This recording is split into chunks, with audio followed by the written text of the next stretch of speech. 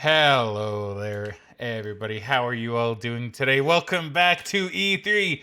This time we're in 2006, Whoa. which, as I mentioned before, is my favorite year for press conferences. In fact, we're even starting off with the one that I consider the most infamous from that year. If you know, you know. And funnily enough, I don't think Megan knows. I do not. So this is going to be really exciting. If I scroll down, it actually kind of spoils a little bit for one thing that's in here. I don't want to spoil nothing, so we're going to keep it to here. Okay, that sounds good. So as I was talking to Megan a little bit earlier, I think I have the correct order because I've been using IGN's yearly like E3 thing to kind of give me a general idea for which conferences come first. Yeah. The way it's worded makes it sound like Microsoft is last, then Nintendo in the middle, and then Sony to start. Which I believe is accurate, because that's how I kind of remember it in my head. So, I should have the correct thing. But I think that's fair. But if not, I'll realize it pretty soon. So this time I did not forget to bring up my E3 stats for the year, because, I've been kind of slacking on that. Well, forgetting about that. So E3 2006 still took place in the LA Convention Center. They've been there for a while. This one had a attendance of 60,000, so 10,000 less than last year. But, still very impressive. As always, it's Microsoft, Sony, and Nintendo as the kind of big presenters for the year of 2006. Yeah, I don't think that's going to change all that much as we go along. Yeah, not really. So one thing that I do want to just kind of let's give a bit of a recap, right? Because I want to set the stage for this a little bit. So as we know from last year, the 360 has come out, right? It came out at the end of last year in 2005. So when we get to Microsoft, we'll get to know more about that. But the PS3 has not come out yet, right? Okay. Nor has the Revolution, or as we know it in our world, the Wii. It would have been really funny if they kept the name Revolution. That would have been really good. So we'll see what both companies kind of do to combat a very early outing for Xbox's new generation piece of hardware, right? Yeah. Because they're kind of like setting the benchmark for what should be, right? So anyway, this was uploaded by No Clip Game History Archive. I think this is the first time I've seen him. I don't quite recall. Or them, etc. So once again, very nice. Thank you for uploading this, and maybe check out the video. Maybe I'll have a look and see what else they have on their channel a bit later. Yeah, I think that would be good. All right, Megan, are you ready? Now this is a long one, by the way. So everybody, get your sips, get your snacks. I have snacks actually, and I do have sips, so Yeah. I'm prepped. And we're gonna have a grand old time. We're gonna have a grand old time. All right, Megan, are you ready? I am. Nah, let's go. Ladies and gentlemen, please welcome Kaz Harai. Kaz Harai. Once again, I'll play around with the audio as people start talking.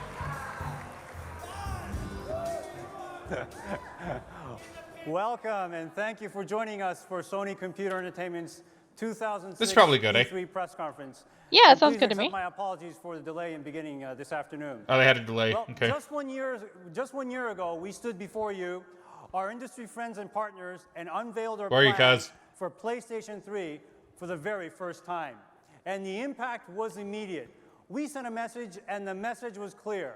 PlayStation 3 is not an incremental upgrade to our previous platform, Switchboard guy. but is truly designed to advance our vision for Switchboard computer guy. entertainment today and Please, for switchboard many guy. more years to come. He does PlayStation 3 is a very, eventually, very right? powerful machine, yes. in a little but bit. technology is That'd be really just funny an if you just had the enabler. logo on like the In entire essence, time. the That would be real really power of funny. PlayStation 3 rests in the hands of It's the like, where's content the games, creators man? and ultimately with the consumers. And let's face it, we aren't easily entertained these days. We want freedom. We want choice. We want to share experiences with others, but most importantly, we want to be entertained in True. new and unique ways. I do like being entertained, Cause PlayStation Hooray. 3 is meant to be the companion device in your Yeah, living it's very room, good. flexible enough So to you really like sustain the many PlayStation years 3, of right? technological advancement. I do. It's an arsenal of media I thought it was compatibility okay. with seamless access I did to like both it. packaged and I did like I it. mean, non-packaged that's fair. content It just has a through really good networked library of environment. games. I've It always really seamlessly enjoyed all my interacts with the PlayStation 3 games. family of And products it's a bit of such as nostalgia, I'll PlayStation admit that. Portable. And finally, PlayStation 3 is the best of breed computer entertainment platform. And make no mistake, PlayStation 3 is Turn the up a little most bit more. ambitious project we at Sony Computer Entertainment have ever undertaken in our very short history. There you go. It Thanks, Switchboard requires guy. huge financial investment Yay, he did it. and commitment from the entire Sony group. But we must take risks to reap the rewards. Man, look at the quality on this And one, we're too. not about cutting Very good. corners to rush a Yeah, product it to actually market, looks really good and we're compared to some certainly of the not ones we've interested in seen. gimmicks, clever rhetoric, or conventional thinking. The essence of the PlayStation DNA is real change. Man, look at it. And the The PS consumers triple. are ready. The We have PS said on triple. many occasions that the next generation doesn't start until we say it does.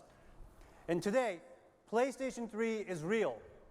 The Whoa. future This definitely looks like a becomes bigger reality. conference than like the last few we've As we seen. gear up It for November does. launch, Looks like they got a we're bigger very stage. excited to share with you the Yeah. phenomenal progress we've made in just a year's time.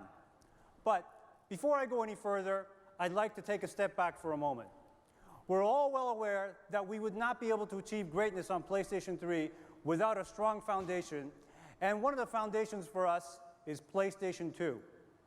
True. Initially launched in March of 2000 in Japan, PlayStation 2 has grown into a global format, and the install base continues to grow in all markets worldwide. Most recently, we were very pleased to achieve the 100 million unit shipment milestone on PlayStation 2. Yeah, PS2 still in going almost really half strong, the time funnily it enough, took us at to get this there point in time. on the original PlayStation. Yeah. And more specifically, our global shipments break down to 23.27 million in Japan and Asia. Honestly, I'm always 41.82 surprised to hear how million in many they North sold, like, America, even after and the 38.6 PlayStation million 3 in the came out. European and Yeah, Asian right. markets, with a global total of 103.69 million units. Source the And for Sony our current Corporation. fiscal year that began on April 1st, we forecast shipping an additional 10 million PlayStation 2 units into the global market. On the software front, the numbers are just as impressive. We have shipped over 1 billion units of PlayStation 2 software worldwide. That's 1 billion units on PlayStation 2 alone in 6 years' time. And this is a major achievement for our industry, and for this, I would like to personally extend my thanks and our thanks and gratitude to all of our development, publishing, and retail partners here in the audience and around the globe for being a part of this phenomenal success story. Woo, thank you. In the 4 Woo! years since PlayStation 2 went online in North America, we have amassed more than 3 million registered users, all enjoying this generation's crown achievement, the essence of multiplayer and cooperative play in a networked environment. And now, you may ask yourself why we continue to belabor these points, especially when it's common knowledge that month after month, PlayStation 2 outsells all competitive formats. And the answer is quite simple. We want to remind everyone that PlayStation 2 has and will continue to make significant contributions to the industry, and that Sony Computer Entertainment will be supporting the PlayStation 2 both on the hardware and software sides of the business for many, many See, I do really years to respect this. come, They knew the as we did PS2 on the was, like, PlayStation for more than 10 years. really huge. And So we they're like, have nah, an we're gonna amazing keep working lineup on of it still, PlayStation actually. 2 titles to show at our booth. Yeah. Like the long-awaited sequel to God of War. Destroy Humans 2. Destroy Humans So 2! US Navy SEALs God of War Combined 2. Also, Assault, Final Fantasy Guitar 12. Hero 2 from Red Octane, Yakuza from Sega. I want Boy, to Okami, wow. So please remember to check And them out Yakuza. and visit our booth. That's a And lot of outside really these good games. That is. Consumers can look forward to 216 new PlayStation 2 titles from both first and third-party companies by year end. Now, let me spend a little time on PlayStation Portable, the PSP. When we entered the portable PSP. space with One guy's PlayStation really excited for Portable, PSP. I often received two questions. Why did you wait so long? And why now? And these are two separate questions with one single answer. It's about the ability to offer the right product strategy at the right time. They're like, DS has And been for demolishing us, us, boys. You any need to product figure out, carrying like, the PlayStation brand has a way to lot justify live it. up to. And yet again, Yeah. we delivered on the promise. PSP is an unrivaled portable entertainment device, the culmination of the best that Sony has to offer. And at its core, PSP delivers... You know, I want to say, I was thinking about when you said, hold on, how do you word it? PSP is an unrivaled portable entertainment device. Unrivaled portable entertainment device. Now, here's the thing. I think it's rivaled very much by Nintendo DS, right? Very much so. But I want to point out, you notice the wording, he said entertainment device. It can play movies, right? DS Yeah, can't so he's really trying do to that. differentiate it. Yeah. See, that's why you got to watch it for corporate speak, right? Because Yeah. they can twist it because they're not incorrect. The DS as far as I know doesn't really like play movies, right? It does not. So, you know, they're accurate when they say it's an unrivaled portable entertainment device because it's true. It can play games and movies. It's not a video game console. It is a entertainment device, right? Yeah. And I believe this would have come out like before the first iPod Touch would have come out. I believe so. So, see, you got to watch it for corporate speak. He's not incorrect and he's not lying. They're just being very specific with their wording. Yeah. The culmination of the best that Sony has to offer. And at its core, PSP delivers unsurpassed gaming experiences in a portable Dude, system HD Kaz Hirai, look at rivaling that. of PlayStation You can see his 2. skin pores. But knowing consumers I wonder if this is the insatiable first appetite for conference in 720p. anywhere, It might be. anytime, on the go, PSP also functions as a portable audio and video player through multiple delivery So, I mean, last year they did make a like point of saying, like, oh, packaged 720p is media coming in, or man. digital delivery online Yeah. directly Yeah. onto the memory stick. So it might be. Just 18 months young, PSP is the fastest selling platform in the Wow, company's it's pretty history. good. That is Today, actually really we have good. shipped more than 17 million units worldwide. And that's almost 1 million units for each month of its life. And of course, there are no signs of slowing down. For our current fiscal year that began on April 1st, we forecast shipping an additional 12 million PlayStation Portable units into the global market. Software sales for the PSP have been just as impressive. We are closing in on 50 million units shipped worldwide with 545 PSP games on the market to date. That's a lot. And since its introduction, PSP has enjoyed wide support from both our first and third-party development community, and we estimate that another 155 titles will be added to its ever-expanding game library. So, let's take a look at some of the PSP titles that are scheduled for release later on in the year. All right, please do. Let's see. That's it. Getting straight into the games. Good job, Sony. You learned from last time. Oh, is that Dark Mirror? Siphon Filter Dark Mirror. Yeah, that was PSP exclusive for a while, I believe. I think it eventually did get ported to PS2. Is it good? Huh? Is it good? I've heard it's okay. It's one of those games that's a little awkward on PSP because it's like a first-person shooter where you kind of have to use like the D-pad buttons to aim because you don't have a right stick. Ah, okay, I see. So like it's not bad. It's one of the better shooters on the PSP, at least for this time. I don't know about later. Okay, well, thank you. Yeah. B-Boy. Planet PSP working title? Okay, did that one come out? I say I've never heard of that, so I don't know. Ape Academy 2, interesting. Let's see, Planet Yeah, this is PSP. when Ape Escape got really weird. Huh. Seeing Little Big Planet. Planet PSP. I don't know if it came out or not. Planet PSP game? I'm not finding anything on it apart from like one IGN article. Because, and according to the IGN article, it is a... Oh yeah, it was canceled. Good job. Yeah, that makes sense. It was an interactive travel guide non-game that casual PSP owners can take with them when they go out to see the world. So, I guess it was just meant to guide you around places, maybe? It's interesting.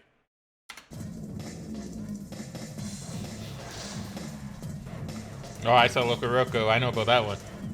Loco Roco is a fun game.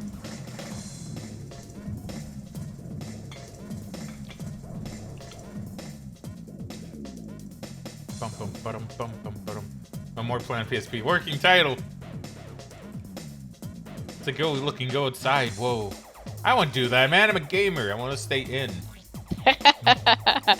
I know, right? Like, why would they think a gamer would want to go outside?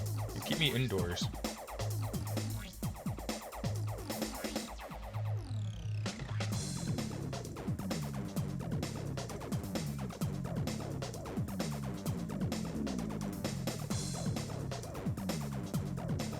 I heard so many good things about Loco Roco. I've obviously never played it, but I've heard there's so many good things about it.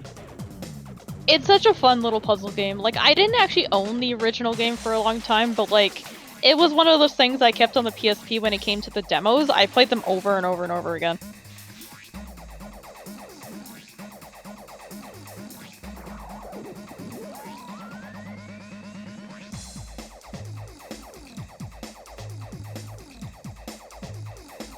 Talkman? Okay, I'm willing to bet Talkman did not see market either. I was gonna say, I've never heard of that either, but that's pretty funny. Talkman PSP. You know what? It came out. Ooh. It came out in 2005. So maybe it didn't make it to international market though.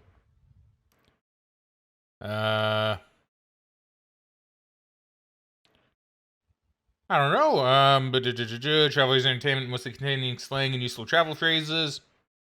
Originally designed and sold for the Japanese market for Japanese users, its translation function operates between all 4 languages. In Japan, the software has proven popular with the middle-aged female demographic due to an interest in South Korean products and Korean language soap operas and movies. It's a fun English education aid for children. So it might just be possible that maybe it struggled in North America. Probably.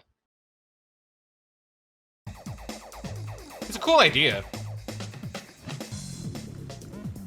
Gangs of London. So, interesting.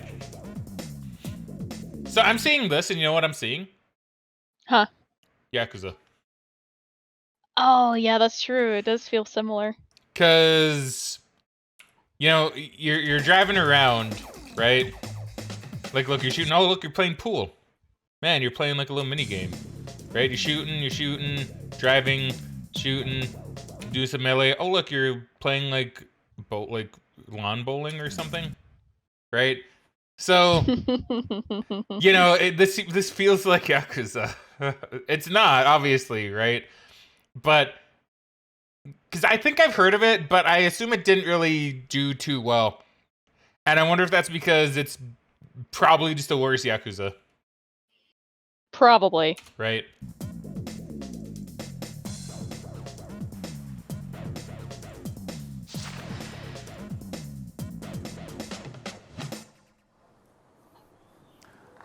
PlayStation Portable, ladies and gentlemen.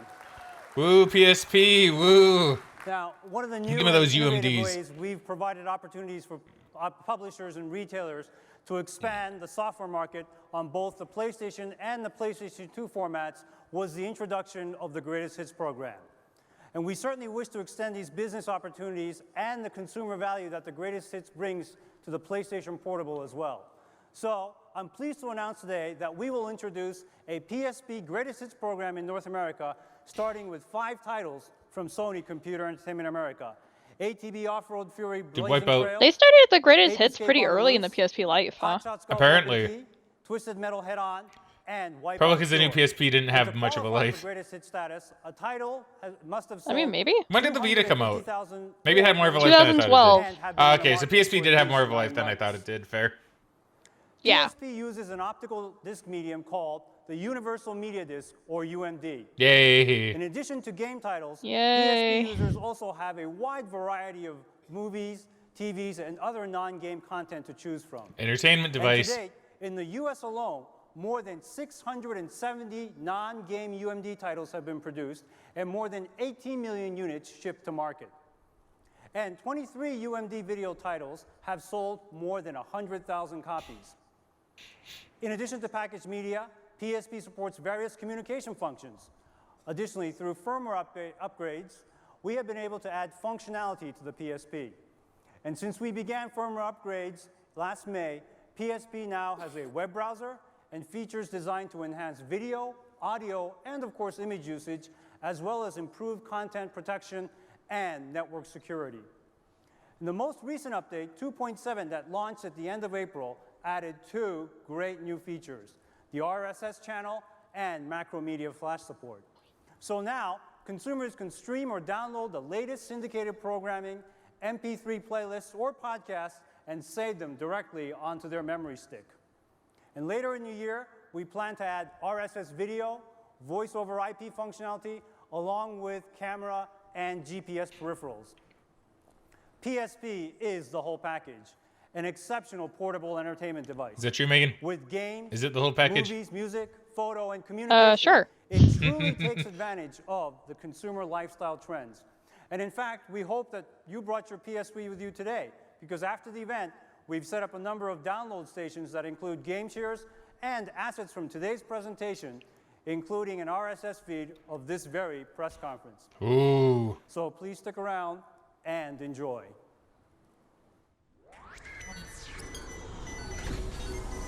New York. My name is Sean LeGrand. Charles. Tiffany. Billy Morgan. Kevin Cantrell. My name's Frack. I'm out here enjoying Town Square. Times Square, yeah. Center of the universe. I see Shrek in the background. Oh, there's Harry Potter. PlayStation for about Shrek. Yeah. PlayStation 1. I thought it was the coolest thing because it played CDs. where this disc for blue and stuff. The old system. What I love about the PlayStation is the feel of the controller in my hands. I like That's the- fair. That's the fair, my hard dude. Plastic and the little knobby bits. I'm eagerly awaiting the PlayStation 3. Third one, yeah, definitely waiting for that. I've been waiting forever. Well, I heard that the graphics on it was crazy. It puts you into the story, Like you are that character. Like you right there. which is the best part of video games. Now where are we going now? London. Yo, the Brits. My name's Michael. Mark Hicks. My name's Liam. My name's Ams. My name's Anna. My name is Meredith Morell. My son is the best gamer I've ever played against. He's so fiercely competitive and he can never lose. And of course, being his dad, I have to let him win sometimes because he doesn't beat me, obviously. Oh, we're now. I mean, you're not a good dad if you don't let them win sometimes. I mean, I'm gonna be a bad dad then, dude. I gotta. Hi, my name's You gotta beat them in the video game, man. You gotta show them little shits, including your own children, that not everything can be handed to you. high definition. Blu-ray discs. Internal hard drive. I'm getting excited. Oh, I mean, I never said you to hand them a win all the time. You just you gotta give a chance. I mean, I'll give him a chance. Except for maybe earn when it. it comes to Mario Party. No chance in Mario Party. Maybe I'll give him like a. I'll give him a handicap. I'll still beat him. Give him a 3-star head start. もっとどういう風に映像が変わっていくのかっていうのをそうですね。僕をはじめ世界中の人たちの人生の一部にもっともっと進んでいくと思います。私はゲームするときにモンキー、猿。 I become a monkey. I don't know what he means by that. I guess in the movements, interesting. I've never heard it described as that. I was gonna say, I guess, yeah, that's interesting. Maybe it's like a Japanese expression. Maybe. So I thought you were talking about Ape Escape, but I'm like, you don't become a monkey in that. As far as I See, I know. thought he was too, but then he did the motions. I'm like, okay, maybe he just becomes energetic like a monkey voice playing the game. Maybe. That's what it means. I think that's probably what he means. Good job, buddy. Hope you're doing okay. I'm gonna beat you, and it's gonna hurt because I don't know. I like him. I like that guy. I'm surprised they kept that in. Probably gonna say that was funny. Because I don't know. That it's going to come from PS3. PlayStation 3 is the future of gaming. Exactly. It's gonna be like taking over the whole world. Now, Megan, did that video get you hyped? Sure. You know, we often talk about the global impact of the PlayStation business. And as the global leader, our mission at Sony Computer Entertainment is to create products that truly inspire and entertain fans around the world. And it's really amazing to witness such enthusiasm for our new platform. So, Now on to PlayStation 3. Oh. Last year, we outlined the specifications of the machine, but Yeah, in let's great review detail. its main features and benefits. First, Too much detail. PlayStation 3 is powered Oh by boy, here Cell. we go. Along with our partners IBM and Toshiba, we have invested billions of dollars and hundreds of thousands of man-hours in creating the Cell processor. It's a processor with power rivaling that of supercomputers, but is uniquely designed to support massive data processing required for digital entertainment and other HD-intensive applications. PlayStation utilizes Blu-ray as one of its storage mediums, but is also compatible with a huge variety of optical disc media used in consumers' homes today. And the investment that consumers have made in collecting their software libraries in a variety of optical disc formats will not go to waste with PlayStation 3. And speaking of delivery mediums, we have already seen a diversification in the methods of delivering entertainment content to the consumers, which will become even more prominent in the years ahead. And to this end, PlayStation 3 is equipped with both a gigabit Ethernet port as well as a removable hard disk drive to allow the consumers to access and download a variety of interactive and other entertainment content right out of the network. And on the output side, as previously announced, PlayStation 3 will support true high-definition output at 1080p resolution and is compatible with the latest Dolby Digital surround sound for maximum audio enjoyment. So, what does all this mean? Simply put, we are giving the content creators unprecedented power to express their creativity and for the consumers. Your content creators really took on a whole different meaning, huh? To enjoy the content that is created with a level of interaction, sophistication, and reality that has never been experienced with any other platform. Another first brought by PlayStation is back catalog compatibility. When we introduced PlayStation 2 in 2000, it supported many formats: PlayStation games, PlayStation 2 games, audio CDs, and DVD video playback. With PlayStation 3, we are taking it to the next level. Not only will PlayStation 3 support Blu-ray video and PlayStation 3 games, but also all of the formats that I just mentioned. PSP also interacts with the PlayStation 3, and on the game development side, we're aggressively seeking out ways to connect the two products in unique and interesting ways. Users can exchange data between the two systems wirelessly, through the USB connection, or through the memory stick. And as I mentioned, Blu-ray, it is the next generation format supported by major hardware manufacturers and motion. Yeah, we already talked about this too, right? Like Blu-ray beat out HD DVD. 80% of all very hard. Content are backing Blu-ray. Blu-ray offers the storage capacity that game creators require in order to manage data. Yeah, so interesting how they're even bringing the Dreamcast into it. I mean, they're trying to compare, I guess, like how much things have changed, right? Yeah. So this actually kind of gives you a really good indicator, because I'm pretty sure 360 used HD DVD, right? I think so. I'm pretty sure, right? So this actually gives you a really good comparison to the differences between them. Because you have the 360, 6 gigabytes of disk storage, right? Ratio DVD. But the Blu-ray, this is why the Blu-ray did so well, right? Because it has like that much, right? And it can go up to 200 gigabytes apparently, right? Like that's a lot. You know what I mean? Like that's absolutely crazy that you can store that much on that disc. Like Blu-ray, like Sony is really good at maybe it's because their thing with like being a movie company as well, right? But they know how to pick a format that's a winner. You know what I mean? Yeah, I think that makes sense. Yeah, because like they did DVD, that made their system skyrocket in sales. Right? Then you have PS3, Blu-ray. Blu-ray dominated DVD after that. To the point where now to get a DVD, you got to buy a Blu-ray disc. Right? So you got to pity. It's like, well, here's a pity bone to the DVD, right? You know. Yeah. Data-intensive material needed to achieve real-time gameplay mechanics in a true 1080p HD world. Truly lifelike games, like those that we are starting to see, require considerable disk capacity. And content creators and consumers have told us time and time again of their desire for more gameplay levels, more sound, more intense graphics, more entertainment. And as a testament to the ever-growing need for storage capacity in our industry, consider this fact. During the first year after the PlayStation 2 launch, 74% of PlayStation 2 games were on the CD-ROM format, 26% in DVD. 5 years later, in 2005, that ratio is 95% DVD and 5% CD-ROM. So by adopting Blu-ray, a forward-reaching medium, we're sending a message to the content creation community that the only limitation they have bringing ideas to life now is their imagination.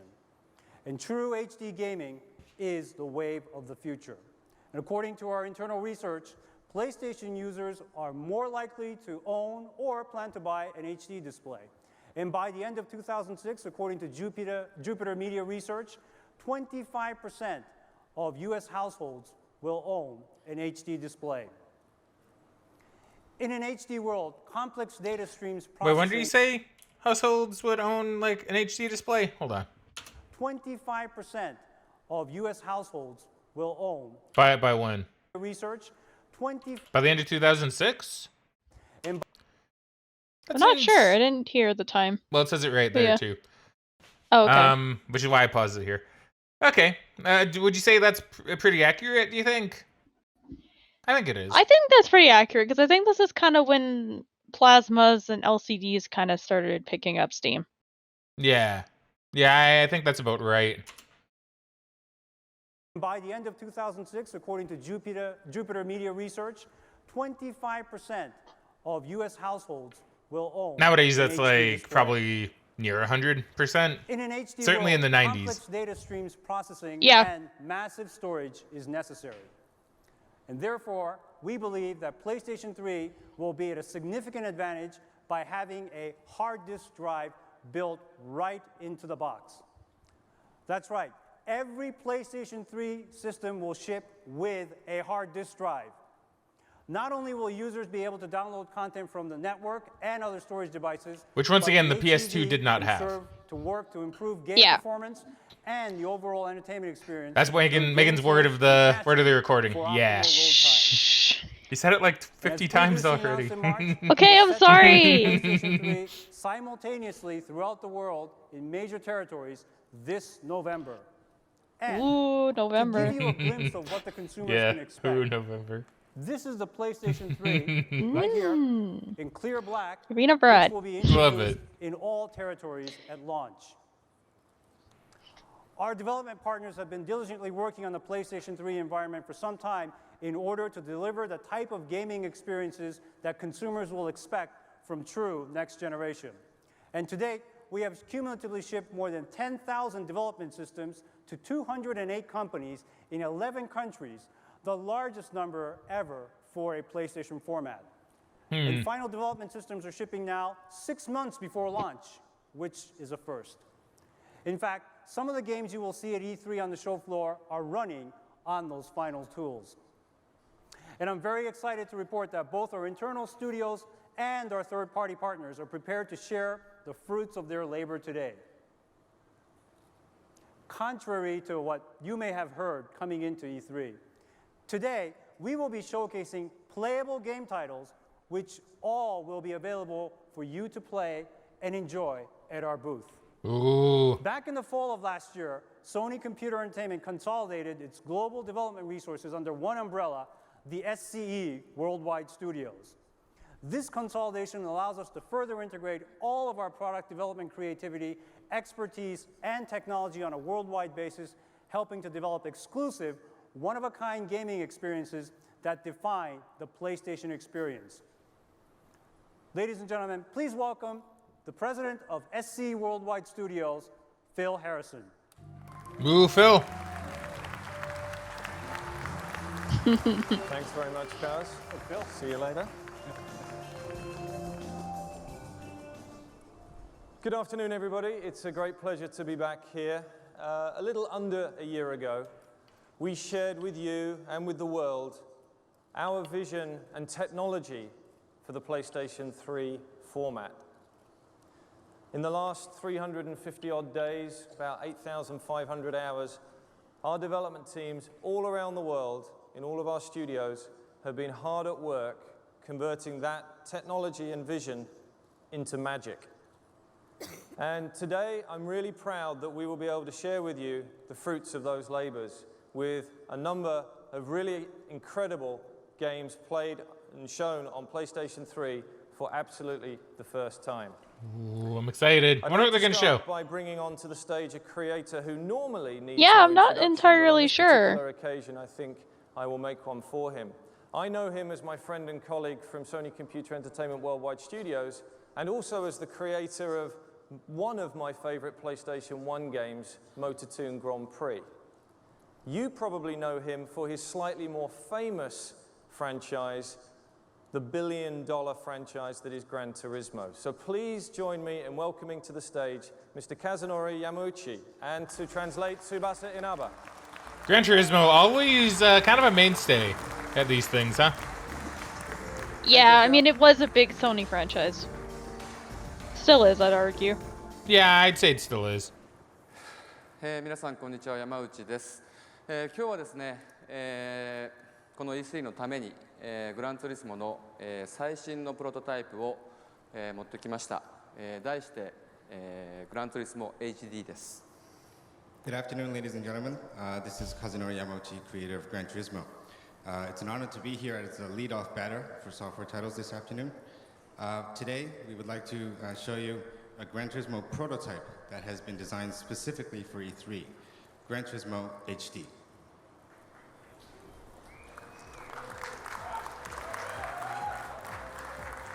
ちょっと説明しますね。このグランツーリスモ HD はですね、GT4 をベースに、データを高解像度化、高精度化して、プレイステーション3に移植したものです。So just to give you some background, Gran Turismo HD, basically what it is assets from GT4 boosted in quality and resolution, converted to PS3 platform. Now, guaranteed this is going to look really good. For, GT. Oh yeah. スクリーンを見れば分かる通りですね、このグランツーリスモ HD は、1920×1080、プログレッシブ、かつ60フレームで、動いています。The screen is quite self-explanatory, but the Gran Turismo HD will move at 1920 by 1080p at 60 frames per second. 1920×1080-60p のですね、非圧縮のベースバンド信号が、家庭用のテレビに映るというのはですね、ちょっと大げさに言うと、人類にとって初めての経験だろうと思います。So this may be an exaggerated statement, but we feel that this is probably the first time for a household television to display a non-compressed baseband signal. はい、メニューもですね、HD に合わせてデザインし直しました。So the menus have been designed specifically to optimize for HD resolution. この E3 バージョンで4つのコースが選べます。You can select from a range of 4 tracks. 選択できる乗り物もですね、レーシングカー、クラシックカーから、モーターバイク、スクーターまで様々です。In terms of vehicle selection, players will be able to choose from a range of vehicles from racing to commercial. I like just like a moped, down to a Suzuki moped. じゃあ早速、東京のコ Yeah, ー it's ス pretty から funny. 行きましょう。So first, we'd like to demo the Tokyo track.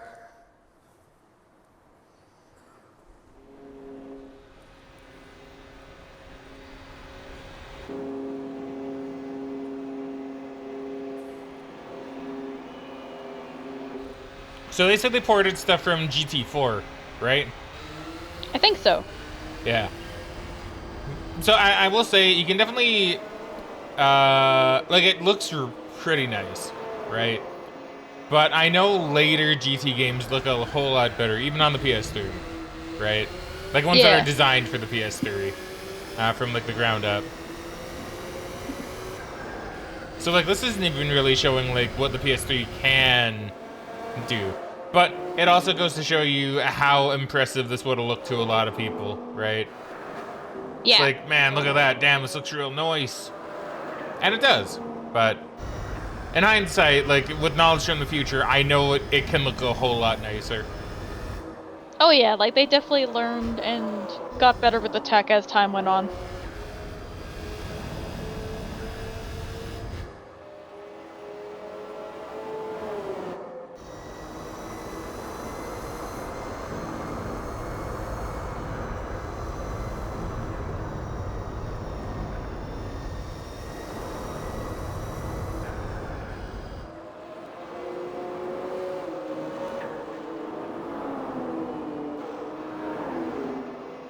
はい、このですね、1920、1080、60p という、情報の情報量がどれくらいかということをお話ししたいんですけれども、例えばですね、皆さんが普段見ているハイビジョンの放送ですね、HD カムで捉えています。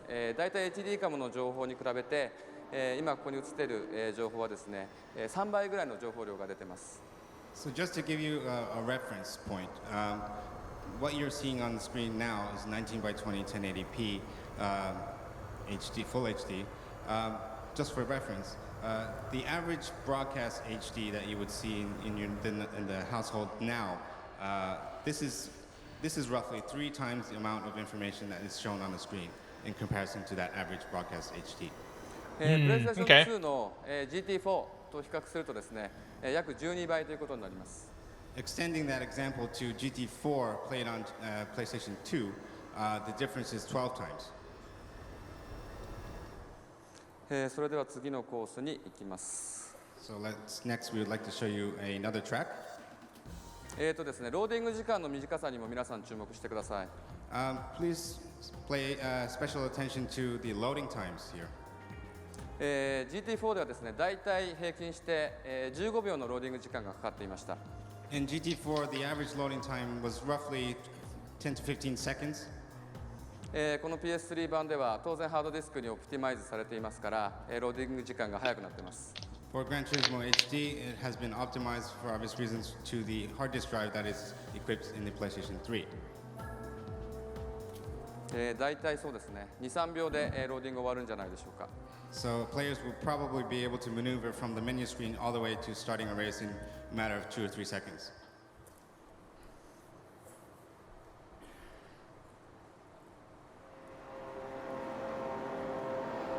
Okay. Now we're starting to see the era of loading times also starting to go away. Slowly but surely. Yeah. Which maybe it's the nostalgia, but I don't know. There's a part of me that does kind of miss the fact that loading screens are now gone. Sometimes it could be kind of fun, you know? Have a little spinning doodad, you know, in the lower right corner or whatever. I think loading screens were nice when they do it like certain games where they give you tooltips or they show you something cool from the game. Now it's just like everything loads so fast that if they try that, it just you won't be able to read anything. Yeah.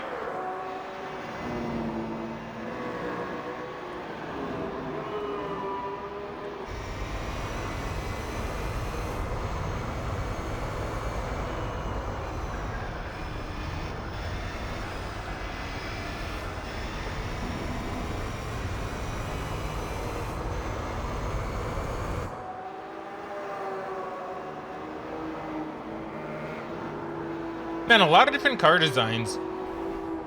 Yeah.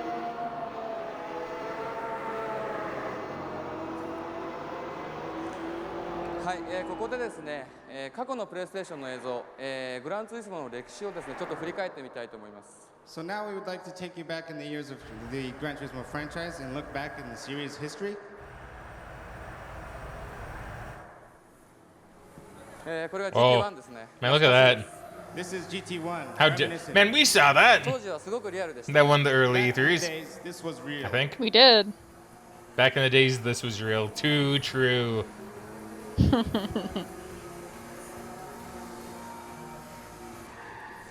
これがですね、もう去年のことですね、GT4 です。Next up, GT4, just released last year on PS2. Still looking pretty good.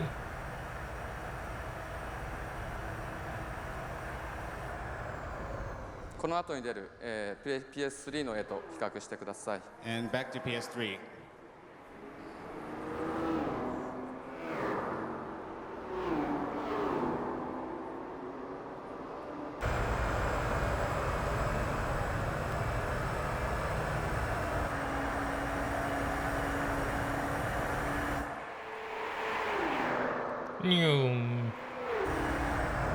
Oh, taking a corner. Oh, I couldn't get past them.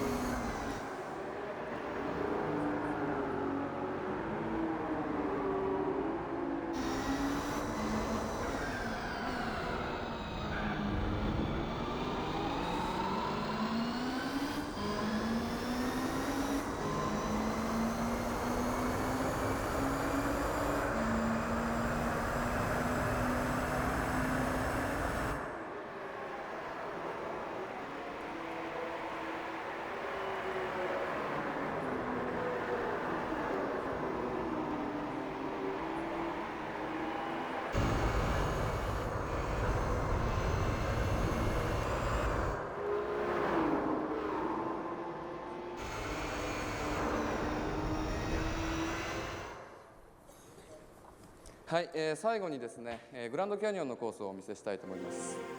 Lastly, we'd like to show you another track from the Grand Canyon. Oh, those cars aren't available. Wonder why. Wonder why they Probably can't. not in the game yet. But they were available for the other tracks. I don't know. Maybe because it's like a off-road track? Oh, maybe that could be it.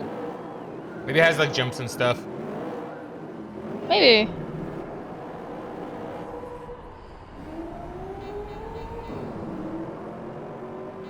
Can you imagine how bad it would be if you had to unlock cars per track? That would be pretty annoying.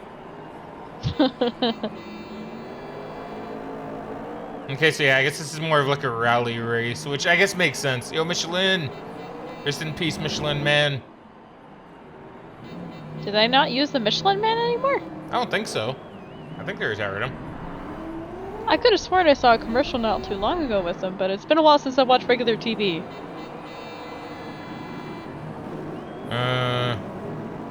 Let's see, Michelin Man. May as well look it up a smidgen while we watch this. Michelin Man.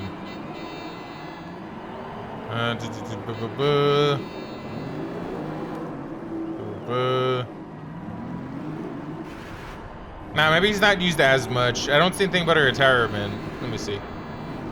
Yeah, because I don't think they're using him as much, but I could have swore I saw a commercial a while ago that he was in. But that would have been like maybe 6 months or more ago. Like, it wasn't super recent. I don't know, I thought they got rid of him. But I also don't watch much TV at all, or see anything about Michelin tires, like, on the internet, so maybe I'm just, you know, ignorant to the world of Michelin tires now. Who knows?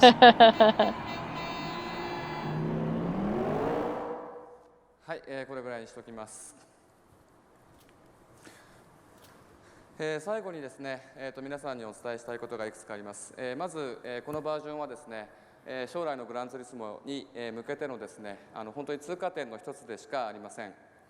So just some last words. We would like to stress that this is only the beginning and it's a passing point for the future of Gran Turismo.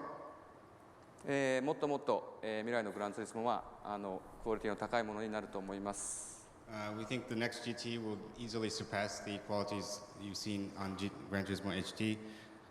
True. From what I remember with the some of the other GTs. オンラインのベータテストが始まります。Very shortly after E3, we will be conducting some beta testing based on GT4 online capabilities in Japan and in the US. PS3 バージョンで発売する、将来のグランツーリスモはですね、オンラインを、サポートする、グランツーリスモを拡張するというよりはですね、むしろこうオンラインによってグランツーリスモが爆発するというか、そういうことを狙って、作っていきたいと思います。So together with full network capabilities moving forward, the world of GT will not expand, but will explode. それからリリーススケジュールについて、プレイステーション2の時を思い出すとですね、グランツーリスモは、プレイステーション2がローンチしてから、実に1年半も、皆さんをお待たせしてしまいました。Just to touch briefly on schedules, when we look back at GT3 on PS2, the wait was roughly a year and a half after the new console was released. 次のグランツーリスモはですね、前回のように、待たせることなく、なるべく、早い時点でですね、皆さんの元に届けたいと、そう思っています。This time around, we hope to deliver the next GT not too far from the launch of PS3. 期待して待っていてください。So please look forward to it. Please look forward to it. Thank you, ladies and gentlemen. See, it's really cool. Admittedly, I don't really care much for Gran Turismo, so Thank you very much. the excitement for that's a bit lost on me, but it's still very cool. An incredible example Yeah. of how a great creator matched with great technology can produce magical results.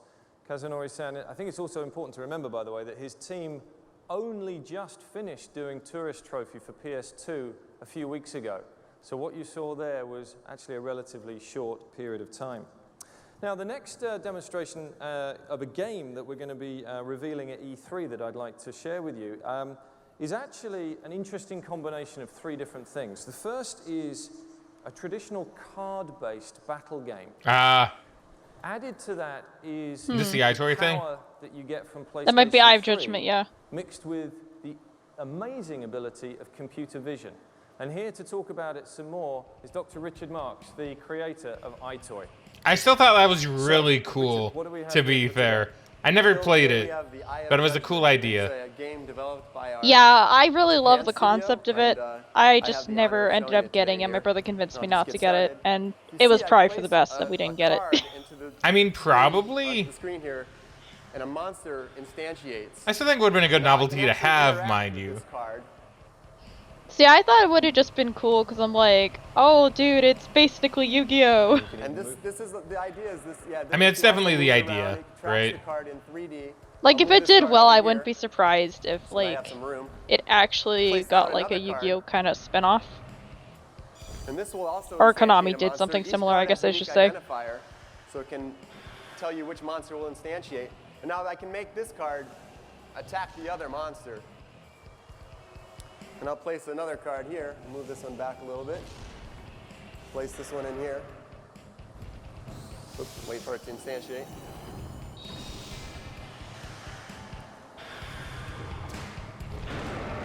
Yeah, so there's all sorts. See, it looks really neat. Like, it's a neat idea. Cards. You can imagine with it does. 100 cards, you get millions of combinations. Well, I think one of the combinations of cards that I have is probably the boss character card. So do you have some special card here? I have the special power-up card, just specially made for this demonstration. Let me put that down and see what that does for the duck, demonstration. Of course. So I was wondering if it was the duck. Hey! I love how that was just their thing for some reason. Just like rubber ducks in bathtubs and in water. Yeah, it's pretty funny. So you can actually come to our booth and try out this game and actually play a game with the cards. Great demonstration. Thank you very much, Rick. Thank you, Phil. So didn't tell us much about the game, but I guess show off the technology, that's fine. That we're going to be showing at E3 yeah, this year it's and more about the beyond. technology. But first of all, back to cars. Back to cars. Back to cars.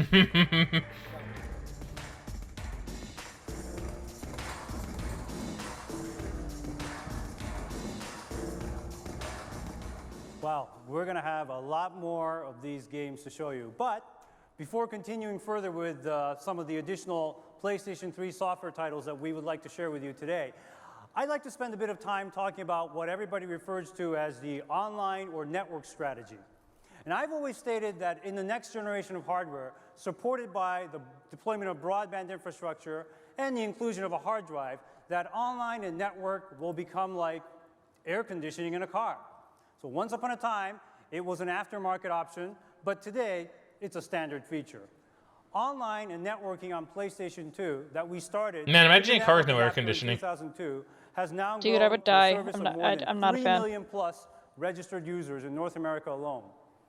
Online and networking for the PlayStation 3 is as essential as the air that we breathe.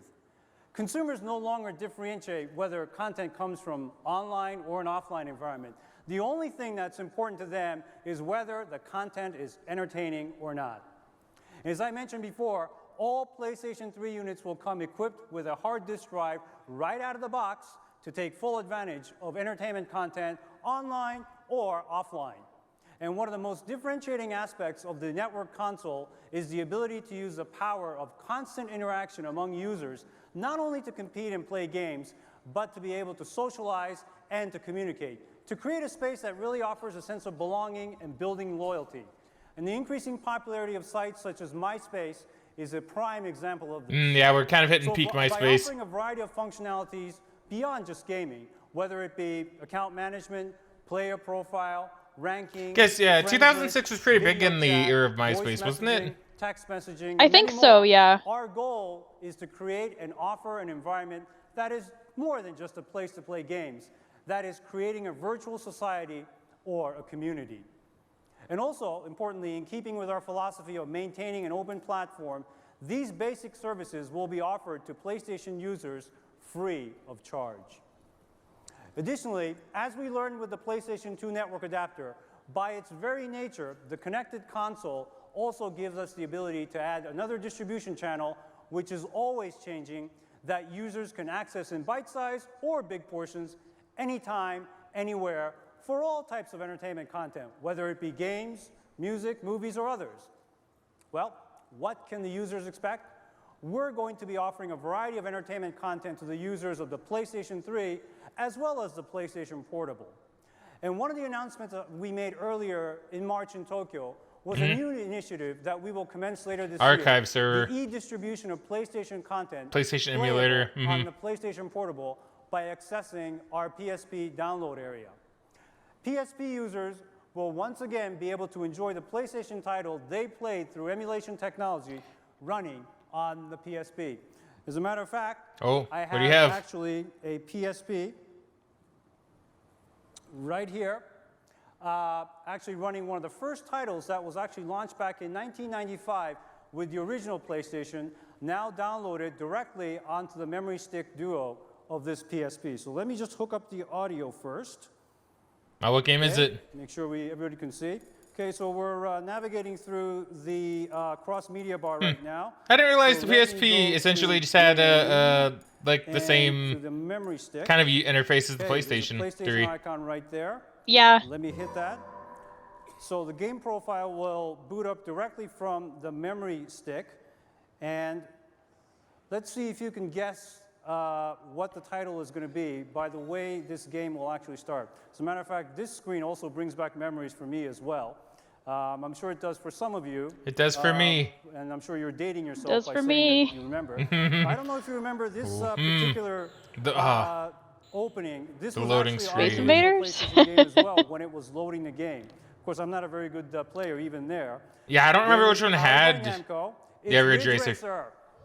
Ridge Racer. Ridge Racer. Remember that one? He said the line. Right, so let me go right ahead. He said the line. Do you know how big of a meme this was? Like after this E3, like shit, this continued for so long, right? Do you remember it? Do you remember the meme? I do not, no. Oh my god, Megan. The game is powered by Here, Namco. just keep I'm listening. uneducated, okay? Racer. Ridge Racer. Ridge Racer. Right, so let me go right ahead. Get right into the game. All over the forums, you'd have people just saying, "Oh, Ridge Racer." Here we go. Go. All right. Whoa. Ridge Racer. My god. Here we go. I think because it's just like a bit of an awkward line for him to kind of say. It's like, remember this? Ridge Racer? These cars here. Ridge Racer. Just to show you, since it's running on a PSP, obviously you can change the screen size just as you can with any other game or other entertainment content that's running on the PlayStation. Look, back in the day, we had to make like really... Let me just unplug really, we had to make our own memes. Okay, we had to have fun. We had to scrounge for memes. And also innovate with IP investments that content creators have made over the many years, in addition to keeping our platforms as a viable business for more than 10 years. Another exciting aspect is the ability for consumers to make microtransactions to quickly add specific items in a game directly from game-specific shops. And of course, we will accommodate a variety of payment methods for all of the purchases, and we will be selling a PlayStation card called the PlayStation card in various denominations, such as $50 that you see back here. It's weird that it's so see-through. Retailers. And consumers a little signing up bit. for purchases through this card will be given exclusive information on various aspects of our network service. So with that said, let's bring Phil back on stage. Phil? So, let's go shopping. I'm going to show you, first of all, a very quick look at our interface that users will get when they switch on a PlayStation 3. And this shop interface allows them to browse various contents and purchase various contents. Is this how it looked? In particular, dedicated to Warhawk. I don't know. I don't remember this. Buy additional levels or additional weapons. They must have changed the look of the PlayStation Network quite a bit. Maybe.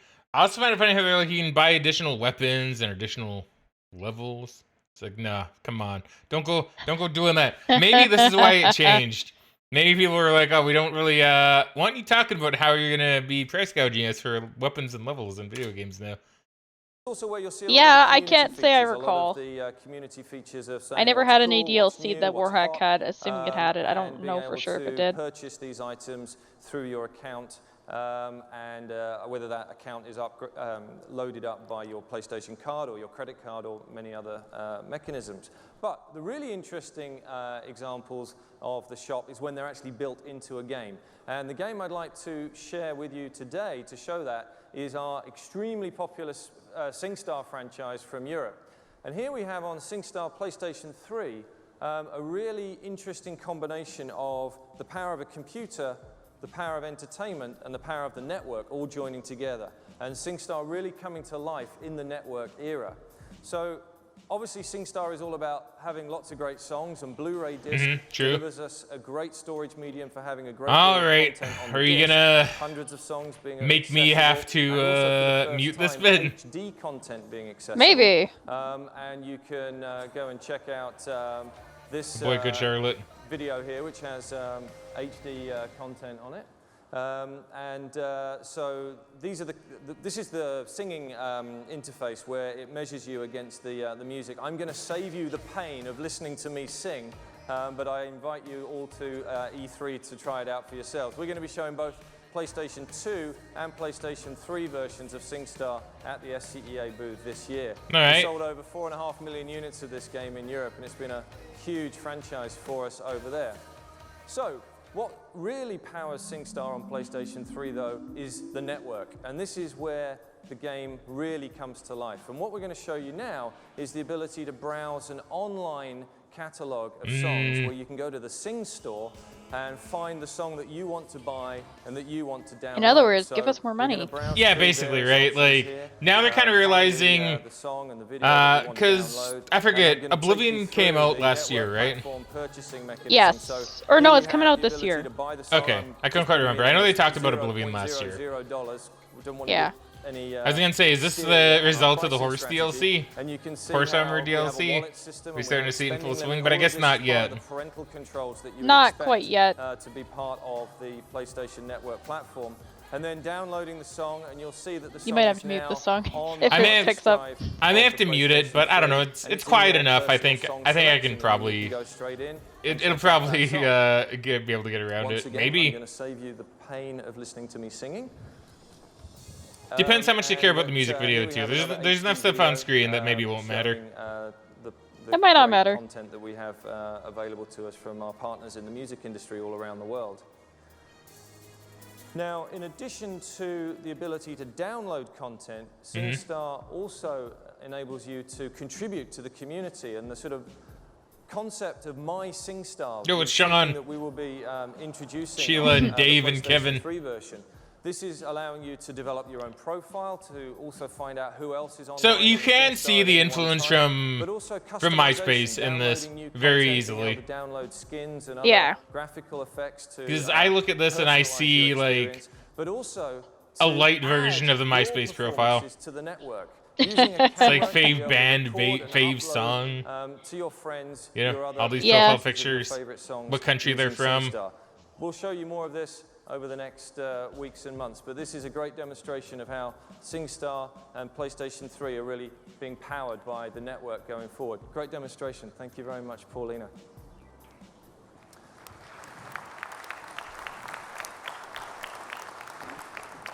So next up, a game from Japan, which is being developed by Game Republic, a company which is run by the legendary creator Yoshiki Okamoto. And here to demonstrate the game for us is Bill Rich, the executive producer of Genji 2.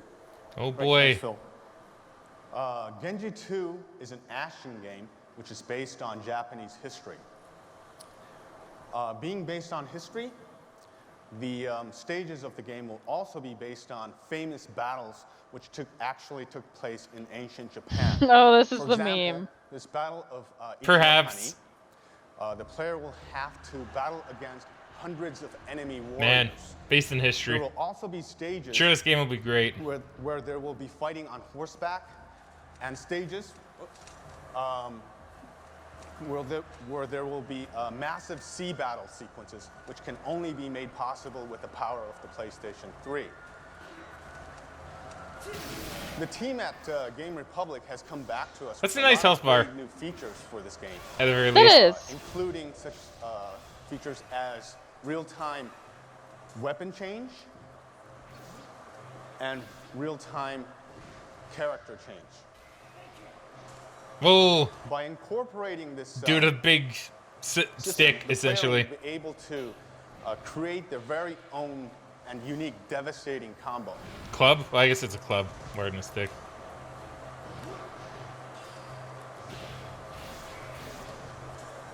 See, but not only that, they will also. Is Genji 2 good? I don't think Genji 2 is good. I haven't heard anything about it. I was gonna say I don't enemy, know. Bosses. I don't know a lot about the game. And I'll give you an example of that. First.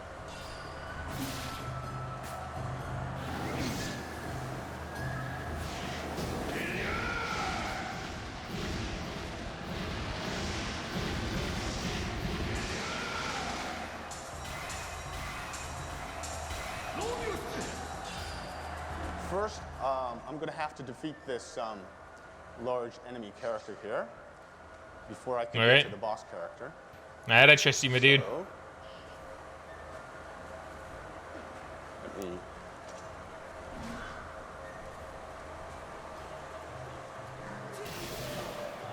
Oops. Right. See, so this is part of what kind of demonstrates, like, maybe why some companies would prefer to do kind of like a staged and planned demos, right? Because it's kind of awkward for him to go like, oh, here you go. So here's this giant enemy crab. Yeah. What I'll do. The giant enemy crab. Here I shake my head. I shake my head. Flip over this crab on its back. Let's see if he shows up. It's just such like he's like. Oh, here Oh, comes. there he is. He's behind you. He's coming. Run away! He's all the way at the end of the screen, so if you'll hold on a second. Oh, here he comes.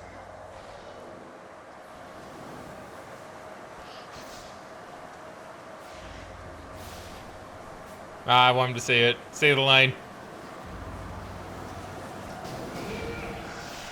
I'll switch over to Yoshitsune, hop on its stomach, and you attack its weak point for massive damage.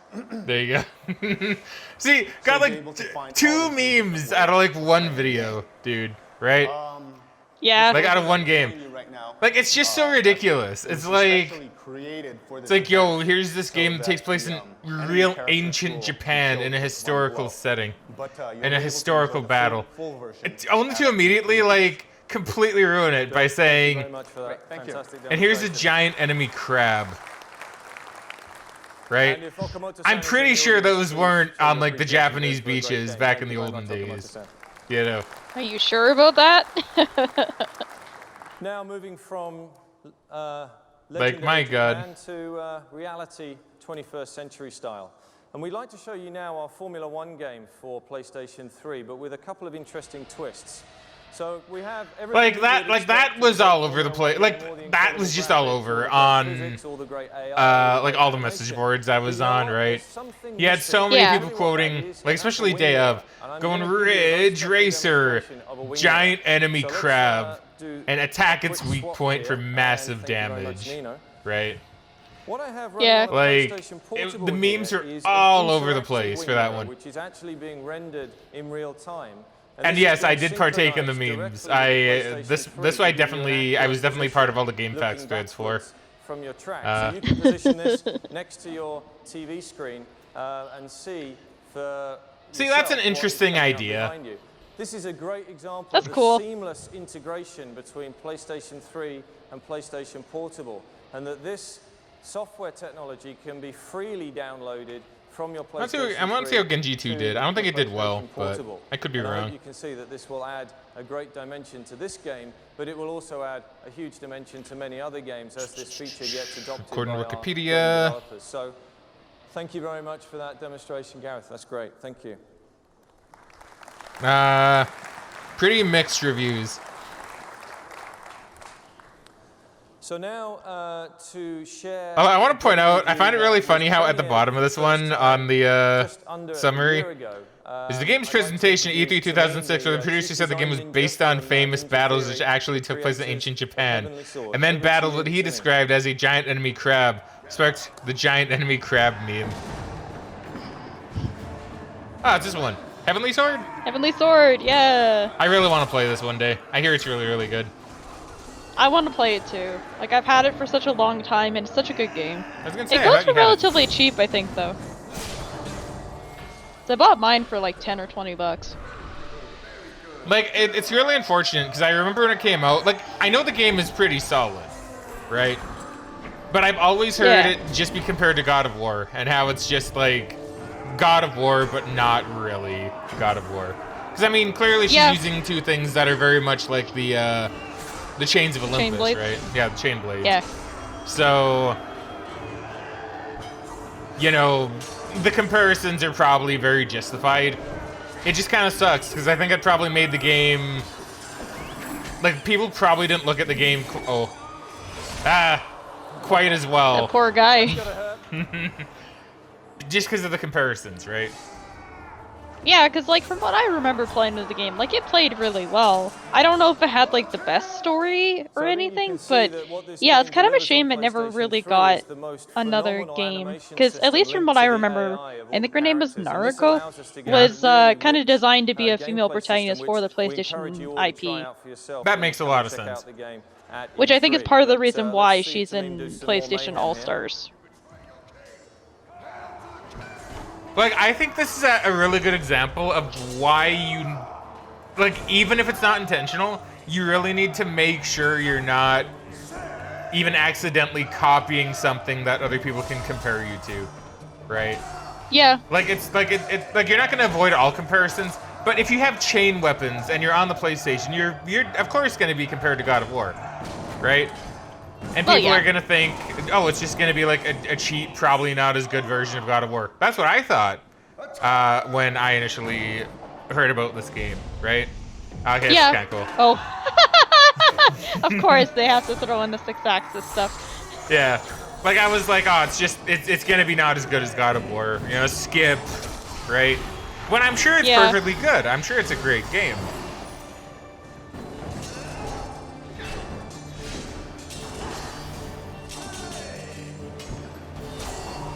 Like, honestly, even looking at this, it looks beautiful. Like, it looks really, really good. You know? Yeah. It's a very beautiful game on the PS3. Especially for such an early game.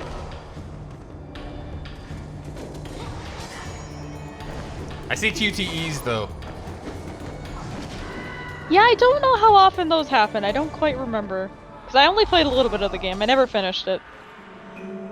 Like, I don't even hate QTEs. Tamim, thank you very much. Great demonstration. I could see that turning some people off. I think it was certainly around this time when people were like, QTEs, It was a fad for quite a while around this time, yeah. Playable on tools that you see either side of the stage here to give you the maximum impact of the games that we're going to be revealing for PlayStation 3. But we also wanted to show you a quick video of some of the games that are perhaps a little bit further out. So let's run the video.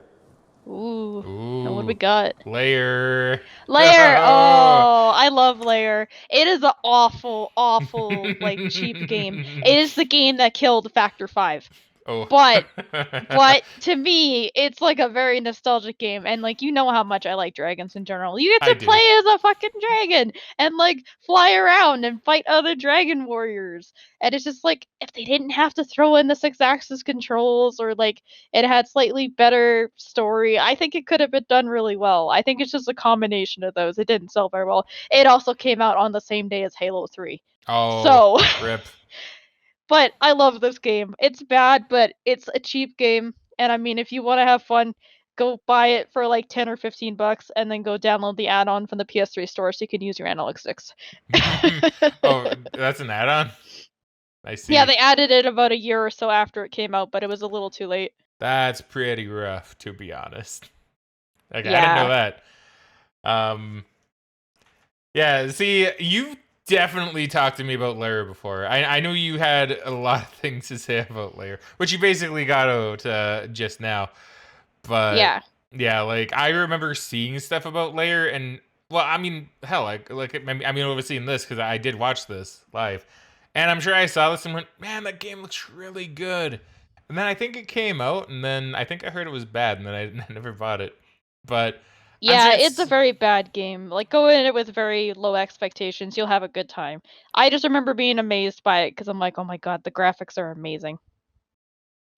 Right? And I'm sure we'll see some of that here too. At least I hope we do. Yeah. Because I remember it looked really good. And I think the idea of playing as a dragon or with a dragon would be badass, right?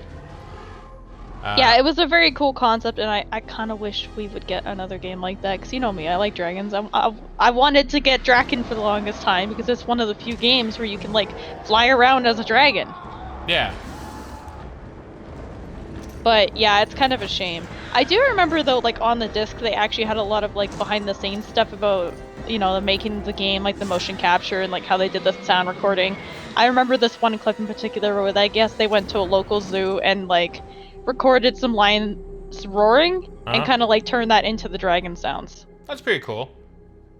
But yeah, I love this game. It's very bad. Do not recommend it with motion controls. It's awful. But it's fun. There you go. A neutral recommendation to Lair. Oh yeah, and I guess I know this isn't related to this year, but I guess we should mention it because we've been doing it through the E3 stuff. Matthew and I went out to our local game store today, and we bought Camille and that Nightmare Before Christmas game. We did.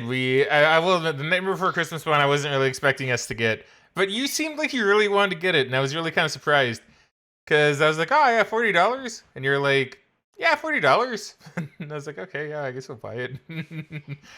I don't know. I feel like it could be fun, and maybe the marketing got to me. I mean, maybe. Because, yeah, like, you've been crazy into wanting to get Camille, right? Like, E3's, like, this is one of the fun side effects of E3 that I wasn't actually expecting.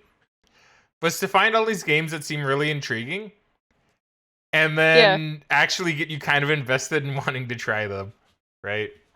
Yeah. Because, like, even, like, off of the recording, you've been like, I know, Matt, when we go to a local game store, we should see if they have Camille. I'm pretty sure they have Camille, and if they do, I'm going to buy it, because I want to play it. It looks really cool.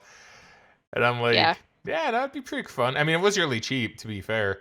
It was $10. I called it. You did call it. It was really cheap. And I'm sure it'll be fun, right? I mean, I played it a bit. I did play it a bit previously, but it'd be fun to try it again and probably actually finish the game. And to see you play it as well, I think it's going to be really, really entertaining. Yeah, I'm looking forward to it. I don't know when we're going to get around to playing it, but I have it. We got a new Xbox, and we can play it whenever. It's great. See, we're actually ending a lot of sagas today, because I know we brought up the fact that my Xbox 360 was broken as well.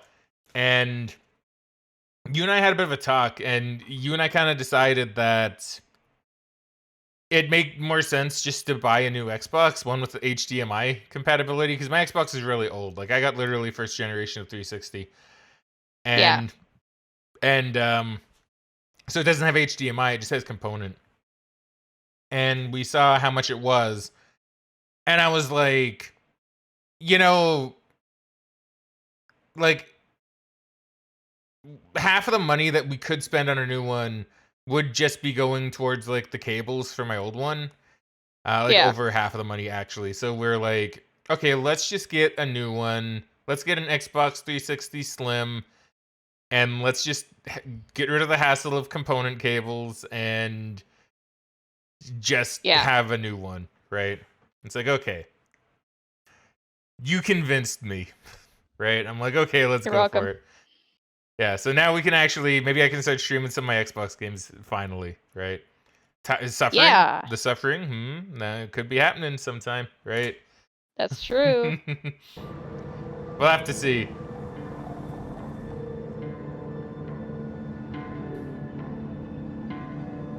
I guess I can remove those games from the list then. I can get rid of Camille and the other one off my list. Yeah.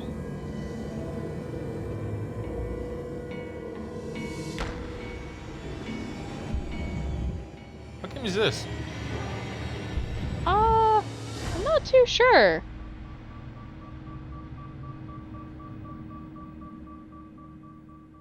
Oh, The Getaway. Okay. Team Soho. What do you got for us, Team Soho? Or Japan Studio, whatever. Rano Studios. Huh. Oh, is this Africa? It looks like it. Looks like the savannah of some kind.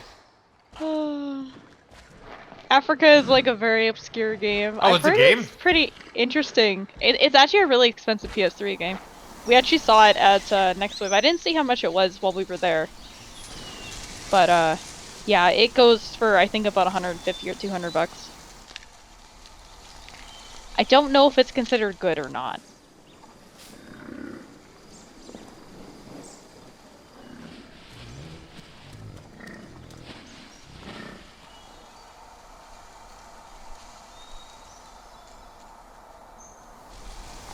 What's the game even about? I'll be honest, I'm not even sure. I don't know if you're like, if it's like a nature documentary where you're watching the African safari, or if there's anything you do in particular. I don't know a lot about it. Yeah, honestly, a VR game where you go through like a safari would be kind of cool. Yeah, that'd be cool. Africa. Working title, which I guess they kept. They did keep it. I find it interesting how it's with a K. I think that is how you spell Africa in some languages. Maybe that's how they do it in in Africa. Maybe it's with a K. I mean, maybe. Which I think is cooler, by the way. Clap hands.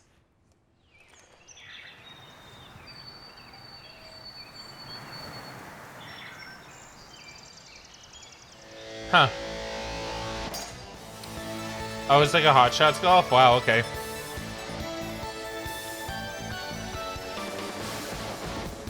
I've never played any Hot Shots golf game. I'm sure they're fun. Neither have I. Kind of your more arcadey golf game, I guess.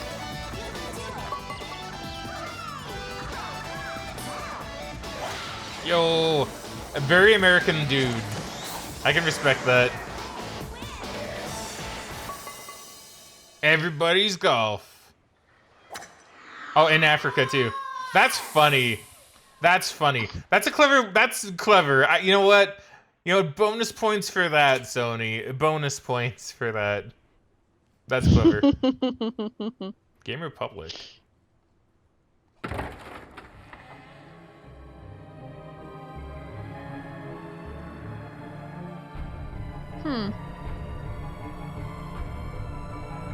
Oh, is this Folklore? Maybe? I've not heard of Folklore. So you're gonna have more knowledge about the PS3 games. Yeah, so Folklore is kind of like a relatively obscure JRPG. I think it has like some monster taming elements to it. Monster Kingdom. Okay, I haven't heard of this one. I guess it's not Folklore. Unless it became Folklore later. It does say working title, so it probably is Folklore. Let me see. Because I can do this. Folklore video. Oh, wait, I didn't. No, not Taylor Swift. Not Taylor Swift. I don't have a problem with Taylor Swift. I just accidentally clicked on the wrong thing. So Folklore. I want to see if it is also called Monster Kingdom. I mean, it is from Game Republic, so I think you're right. Yeah, it looks like it was changed. Because I guess it had a codename as Monster Kingdom Unknown Realms before. Okay. Yeah, Folklore is a very interesting game. It's one of those ones that's kind of gone up quite a bit in price in the last, I don't know, 5 to 10 years. But it's been really cool. It was on clearance at, Walmart and GameStop for a very long time. I got my copy for $15 at Walmart. You got a copy? Yeah. Oh, dude, I'm going to steal it from you at some point. I have not played it. Oh, damn. Well, I'm going to... Well, either you play it first or I steal it from you, because if it's expensive, then I feel like someone should play it. Yeah, I think it goes for about $70 or $75 nowadays. That is pretty expensive. Because I think it's only on PS3, if I recall. Okay, that's interesting. So it's like a monster tamer? Yeah, it's like a JRPG with monster taming stuff. I think it has a bit of a dark atmosphere too. Huh. It's very unique. Very cool game from what I've heard. Okay, well, I'm intrigued. Yeah. So there is a glimpse of some of the future of PlayStation 3. So yeah, please, round of applause for Good the... glimpse. I think it is one of those games that didn't really sell very well, though. Some of those titles Okay. we've shared before, some of those titles are I see. announced, but it is my great pleasure to share with you exclusively today 2 brand new titles for the very first time anywhere in the world. Ratchet. The first one of which No. is from our studio in London, and let's take a look. Studio in London, huh? Whomst?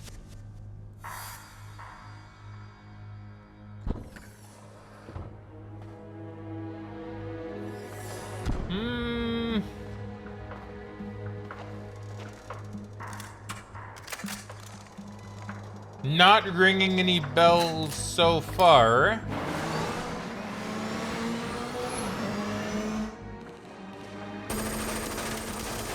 Okay, this is definitely not actual gameplay. I can tell you that much. Yeah.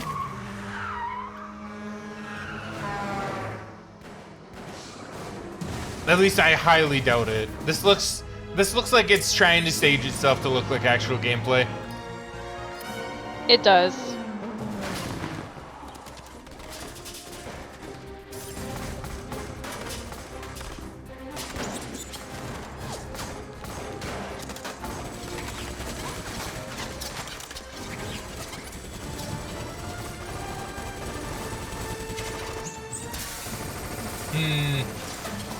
See, I don't know, like, I'm just looking at this and thinking it looks very disingenuous. Yeah. If the game actually plays like this, so I'm gonna look like such an asshole for saying that, but, you know, like right now, it just looks like they have a video and they're slapping on like an ammo counter. Kind of, yeah.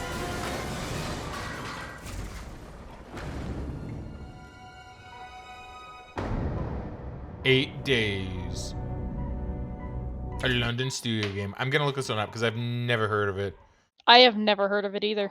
8 days video game. It's an unreleased action video game. Sony has it so bad for this. I'm actually they seem to have really canceled surprised. a lot of stuff, yeah. So yeah, what we saw there, you know, it's funny, right? Because when I saw them like try to pretend that the game was like that was in-game footage, right? My first thought was the game probably didn't come out.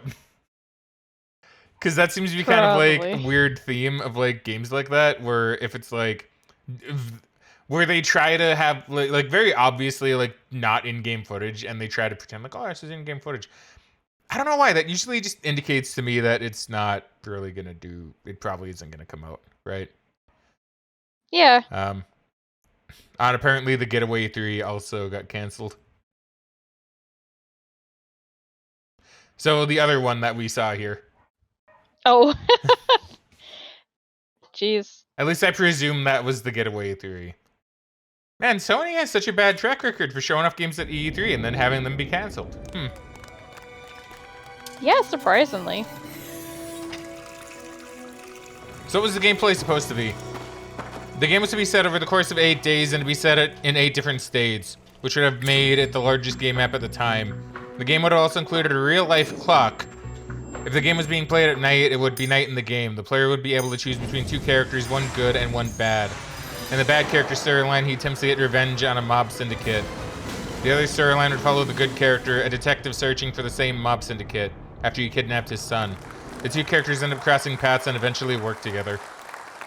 Coming to a PlayStation 3 near you. No, it didn't. No, it didn't. Next up is a brand new game from one of our most successful cool idea, studios but within the Sony Computer Entertainment Worldwide Studios group. And this is a developer who, since their first game back in 1996, has shipped over 40 million units of software for the various PlayStation 1996. platforms. I'm going to let the video speak for itself. Hey, did this one come out? Naughty Dog. Uncharted?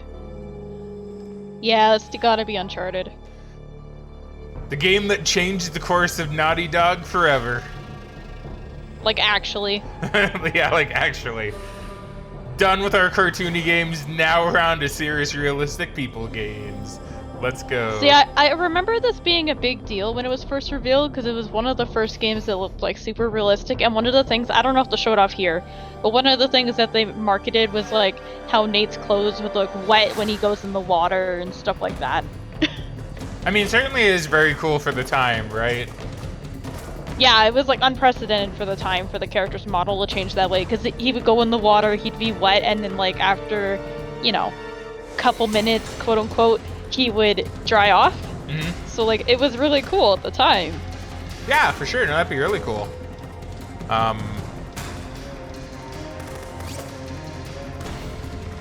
Yeah, I do need to give these games a shot one day. I need to actually play some Uncharted. You do. Like Uncharted is at least the first one, like it doesn't hold up super well, but it's a cool game and it's a cool series. See, it's so funny because I feel like that was both like for the players, I feel like Uncharted was literally one of the best things Naughty Dog has done, but also one of the worst. Like I said, just for the fact that it changed the course of the company like so hard, right? Yeah, I miss the stuff like Jak and Daxter. Yeah, right. Like if they would go back to that, I'm sure some people, because I know you like Uncharted, right? I do. And I know lots of people like The Last of Us because they do that one too, right? Or is that a different company? Yeah, okay. I thought so. I couldn't quite remember. I haven't played either, so I don't remember the studios. So I know lots of people like the games post Jak and Daxter, but you know, like you do, like I say, I know you like the Uncharted series. I do. But I know you, and I know quite a few other people that do miss when Naughty Dog would just do like a fun, cartoony kind of platformer, right? Like Jak and Daxter. Yeah, I hope one day they'll go back to it. But at this point, I don't know if that will happen. I mean, hey, Ratchet came back, right? It's possible. Yeah, but they never stopped making Ratchet, though. That's the thing. Of this section I guess of the that's true. presentation, I'd like to welcome They did to the take a stage break Mr. for quite a Ted long Price, time, the but president of yeah. Insomniac. Ted, where are you? Coming in from this side. Speaking of Insomniac, I wonder if they're going to show Resistance here. Thanks, Phil. Thank you very much, Phil. Resistance: Fall of Man is a first-person shooter set in Great Britain. Another game I never played. If this is a 1950s, It's a very cool shooter. I had a lot of fun playing it as a kid. I never beat it though. Never occurs in our version of history. See, I have heard it's pretty good. It's the story of the near total destruction of mankind at the hands of an unknown species. This scourge has obliterated populations across Asia and It's Europe. another game series I would like to take a look at. In the last-ditch efforts to save the last free state in Europe, England. Now this game is intense, bleak, Not Mike and Pop. brutal. A little bit. Now, we showed this game a couple months ago at GDC, and when we That was did, not we were me, scratching for the anyone surface wondering. of That was what not me nor PlayStation Megan. could That was do. in the video. But since then, we've moved Yeah. into full production, and we've been digging deeper and discovering what kind of muscle this machine really has. So let's check it out. I think this is another game that looked really good at the time. I think so.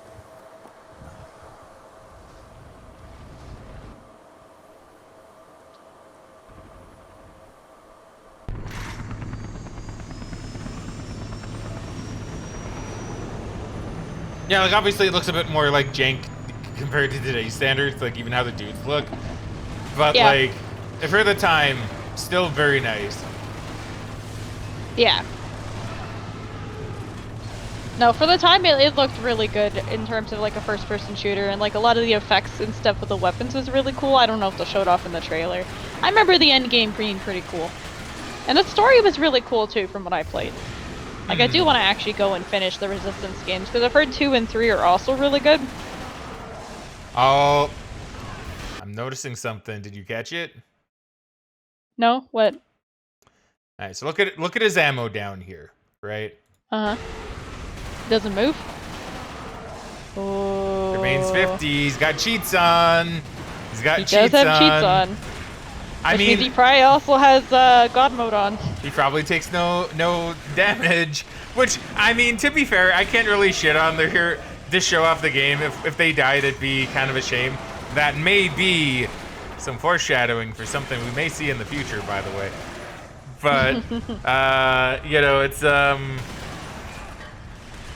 I don't blame them for turning that on.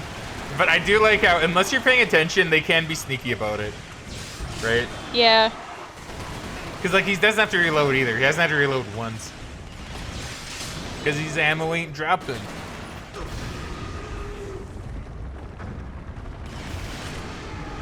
And yeah, he just got hit and he's taking no health damage. He's also not losing any grenades. Yeah, this is just like proper like God mode. That's pretty funny. That's really funny. Yo, aliens.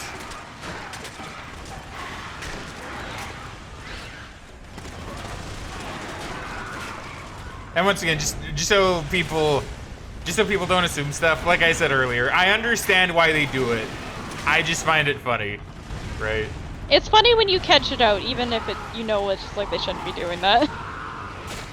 Yeah.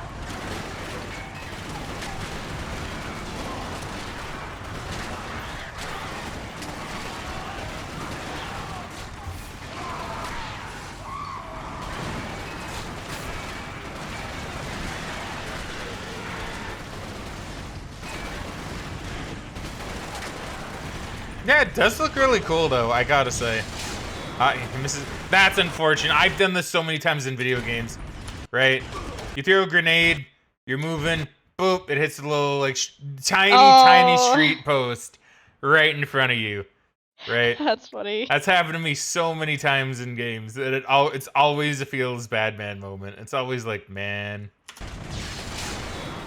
See, I can't say I have a lot of experience with that because I never really played a ton of shooters, but yeah, I think I've had that happen at least a few times.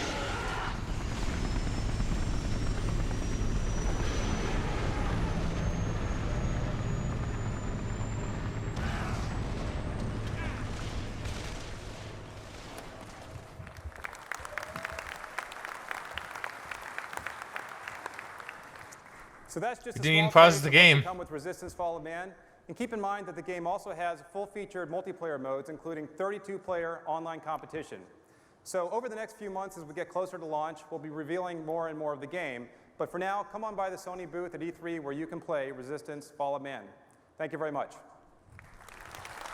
Probably not with God mode for them. Thank you very much. Great demonstration. Probably not, no. So what an incredible game that is Resistance Fall of Man. So that sums up our playable section. And you can see from all of the games that we have up and running on PlayStation 3 that we're really starting to push what this machine is capable of. But we have an awful long way to go. But what has powered all of these games so far is a lot of common technology and a lot of shared technology that we're moving between our studios, which allows us to achieve these results so quickly. But that's it for me. Thank you very much for your attention, and back to Cars. Thank you. Nate, see ya.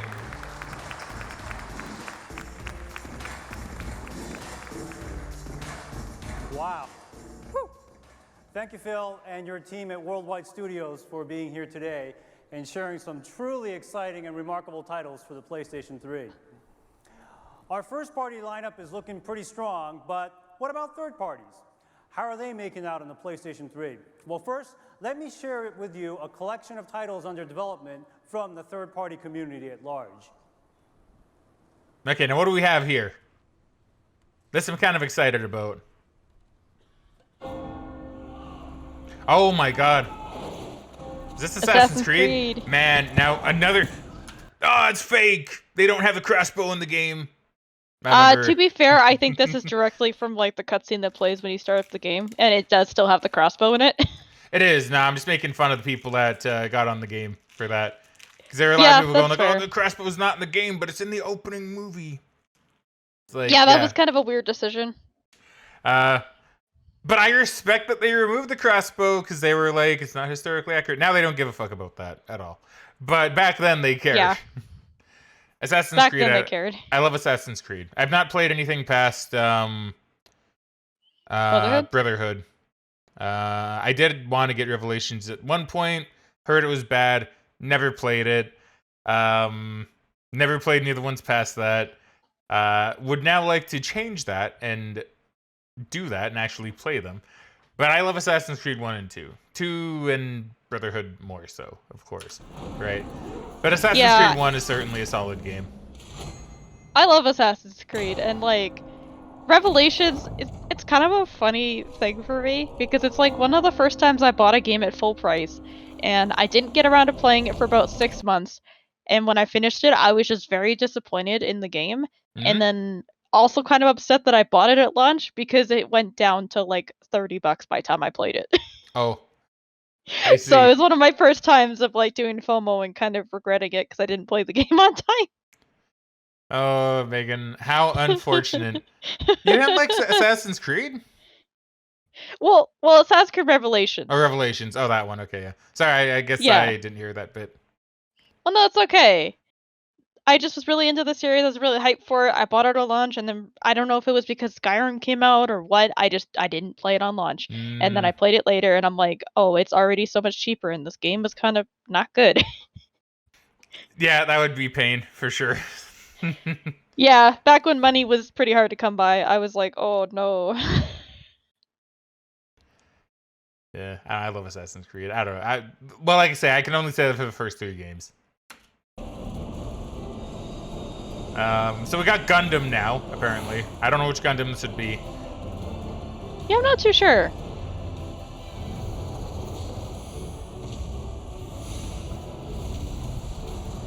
Just for people keeping up on what Meg and I talk about doing and haven't done, we've not started watching the OG Gundam yet. I've not shown that to Megan yet. It's on the list. The list of eventuallys. Gundam Assault, huh? Is that what it said? I think so. I thought it just said Gundam Mobile Suit. Oh, okay. I totally read that as Assault. I don't know why.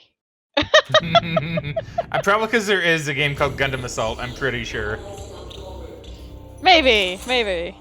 Initiating infiltration protocol. Drone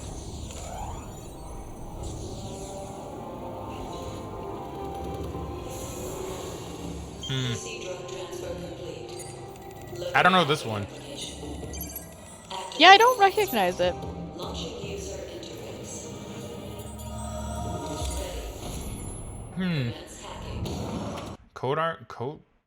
Coded Arms Assault? Yeah, I can't say I've ever seen that one. Is this another PlayStation cancellation? Could be. Coded Arms Assault video game. Well, no, it did come out. It got a sequel even, just called Coded Arms for the PSP.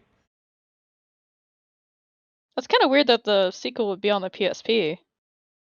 Well, I guess it does not have any relation to it or the direct sequel, which it does have, called Coded Arms Contingent. Oh, okay. Which came out also on the PSP. All right.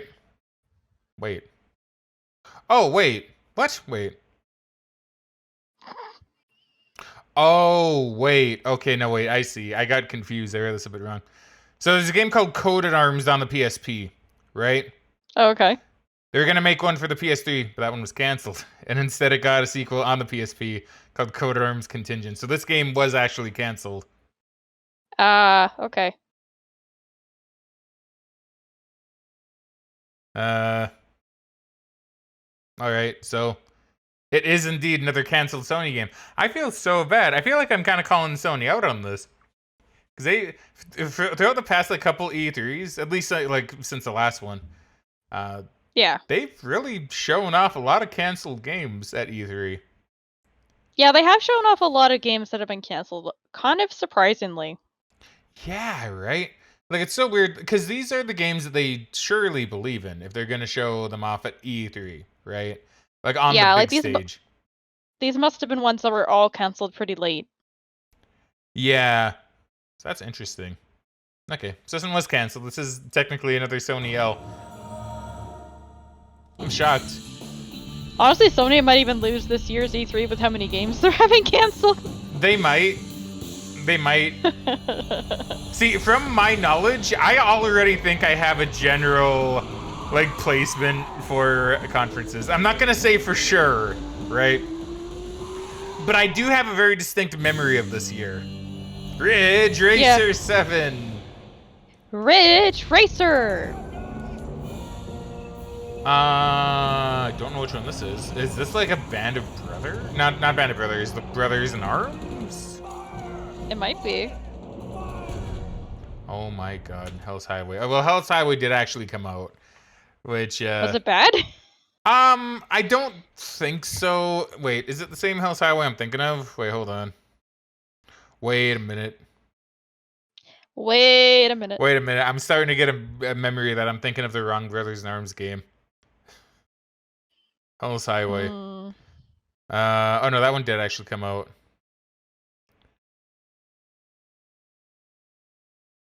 Okay, yes. Okay, wait. Oh, wait. Okay, so for some reason, in my head, I had, the wrong Brothers in Arms game in my head, because I love Brothers in Arms, for anybody, for anybody that doesn't know, I love the Brothers in Arms series. Please make more, for every E3, like, I think that I've streamed, right? I've said this. It's like, every time I see Gearbox, I'm like, oh, is it new Brothers in Arms? Right? Is it new Brothers in Arms? Please give me new Brothers in Arms. Because I really, really want a new Brothers in Arms game. They left it open. Yeah, this is the last one that came out. Oh, feels bad, man. It does, because I really, really like the series. Fuck it, I'll say I love the series. I do love the series, Brothers in Arms. And what really bothers me, and this is actually, like, this is why even after all these years, I've been wanting a new Brothers in Arms game.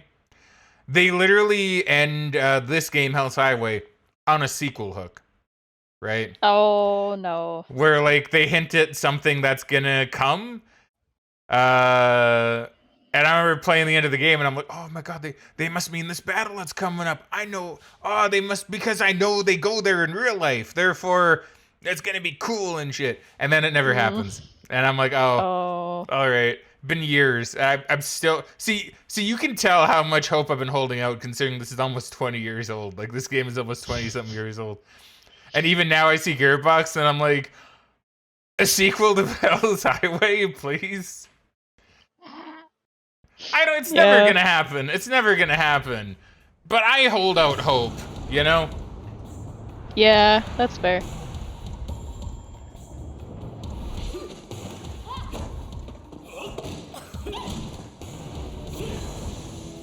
So this is Tekken, I believe. One of the Tekkens. Yeah, I think so. Because I see the dude with the black hair, and I'm like, he looks very Tekken to me. Tekken 6, there you go. Oh my God! It's Sonic 06! Sonic 06 in his world. I love the song, by the way. I love Sonic songs, dude. They're so corny and terrible, but I love them. The music's good. For anyone unaware, Sonic 06 was a game that was kind of rushed because it was pushed towards the 15th anniversary of Sonic coming out. And it's very glitchy, it has ridiculously long load times, and it's, in general, just a very awful game. It's so bad. It's such a... actually, that's a lie. I did play it. I did rent it once. And I did really own bad. it for a while, and I played a lot of it. I almost beat Silver's story, because there's 3 different stories, and it's just like, oh, it's so bad. It's so glitchy. Yeah, see, and I do want to get it and play it at one point. I do eventually want to actually suffer, right? But yeah, I think we talked about that when we talked about possibly doing a Sonic series playthrough, right? I think we did, yeah. So one day I would like to see that. But man, Sonic 06, jeez. Infamous. Absolutely infamous. Yeah. I assume this is like Virtua Tennis or something? It could be Top Spin. Oh, that's true. I will admit I don't know a lot about sports games. I only know of like a couple. Okay, it was Virtua Tennis. I only have a couple of Virtua Tennis, tennis games, and it's Top Spin and Virtua Tennis. I mean, yeah, Virtua Tennis was the only one I knew off the top of my head, so I figured I had a good chance of guessing it right. Topspin might be maybe like an Xbox thing, maybe. Maybe. I wouldn't be surprised if they have like 2 separate exclusive like tennis games. Also, I'm not sure, but this looks like it could be King of Fighters. Oh, it's Virtua Fighter. Virtua okay, Fighter, never mind. two Virtuas. Yo, Midway, back when they were alive. Is Midway dead? I think Midway died Yeah. in the PS3 gen. Hey, you got this one. Strange Stranglehold? Yeah, I do have that one. It's funny because I remember when we were at local game store, I think you picked it up and were like showing it to me, I'm pretty sure. And you were like, Yeah. what do you think of this one? And I'm like, Stranglehold, huh? I mean, it's okay. I mean, it's different. Right? Yeah. And I think it was cheap, so you're like, okay, you'll grab it. Yeah, it was like $15 or something. Yeah, because like, I don't know. I remember playing the demo for Stranglehold. I don't remember if it's like a good game or a bad game. I don't think it's considered a good game, but I think it's considered very unique because I think it has, because from John Woo, and if I remember correctly, I think John Woo does like a lot of kind of like Korean action movies, I think. I think so, yeah. So he has like a very distinct style, right? And one of them being, I think, doves. I think he has like doves in his movies a lot. I don't quite remember. But I know there's this like move you can do in the game where like white doves like appear behind you or something, and then it's like you kill like a lot of people on screen. I don't remember. I remember the game like looks cool as hell, and you feel cool playing it. But I don't think the game is considered that good of a game. Yeah, I think it's considered mediocre. But it was cheap. I figured I would try it.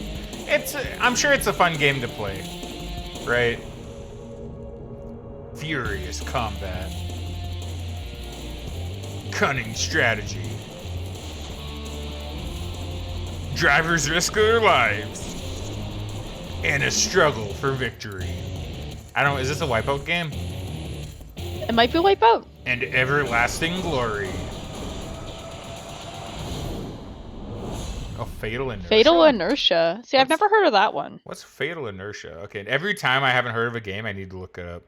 For Sony. Fatal, no, not Datal. Fatal. Okay, whatever. I'm just gonna go with that one. Inertia. Fatal Inertia. Well, it says is a, so I guess it wasn't canceled at least. It did indeed come out, which is good. Oh, the PlayStation 3 version was initially delayed because of difficulties with the Unreal Engine 3 on the console due to the cell processor's architecture. Ooh. So it was delayed, but it did come out. The reception is mixed, apparently. And the PlayStation version of the game is a download-only title. Oh. So I guess if you buy it, you probably got to buy it on 360. Probably, yeah.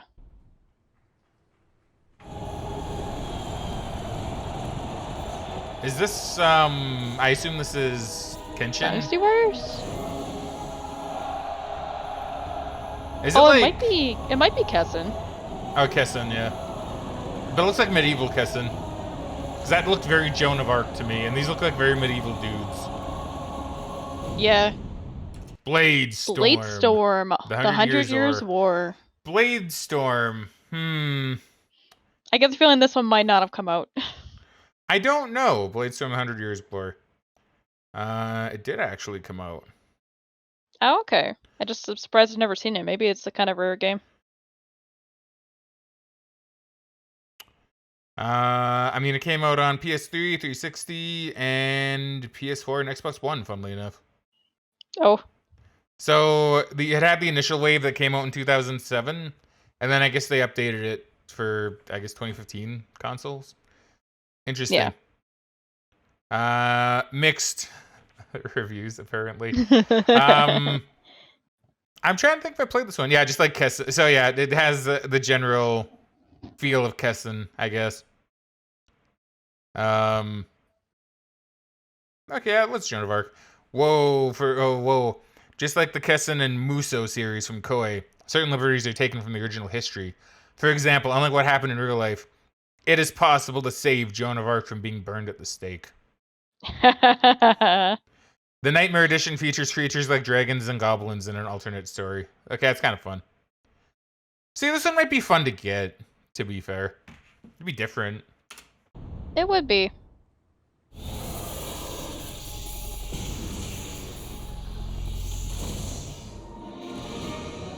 Armored Core. Armored Core? Is this Armored Core 4? I don't know. It might be. Is that one of the ones you have? I know you have one of the ones on, I like, do PS3 or not. something. That's the expensive one. Ah, okay. I believe I have 5 and 4 Answer. Yeah, because I think this one on PS3 goes for about $90. Armored Core 4. Thanks, From Software. Yeah. You know what? I want to point out how cool From Software is. Because they could have very easily pulled a Naughty Dog and been like, yeah, we just make Souls-like games now. Pleasure to introduce this company back onto our stage. Yeah. But they proved me wrong by going and being like, man, you remember when we made like robot mech games? We sure do. And they released a baller like Armored Core game. Yeah, I've heard Armored Core 6 is really good. Yeah, I still need to play it. CEO, Larry Yeah. Probst. You better. I bought that for you. You did. It will be played, I promise. I know, it's fine.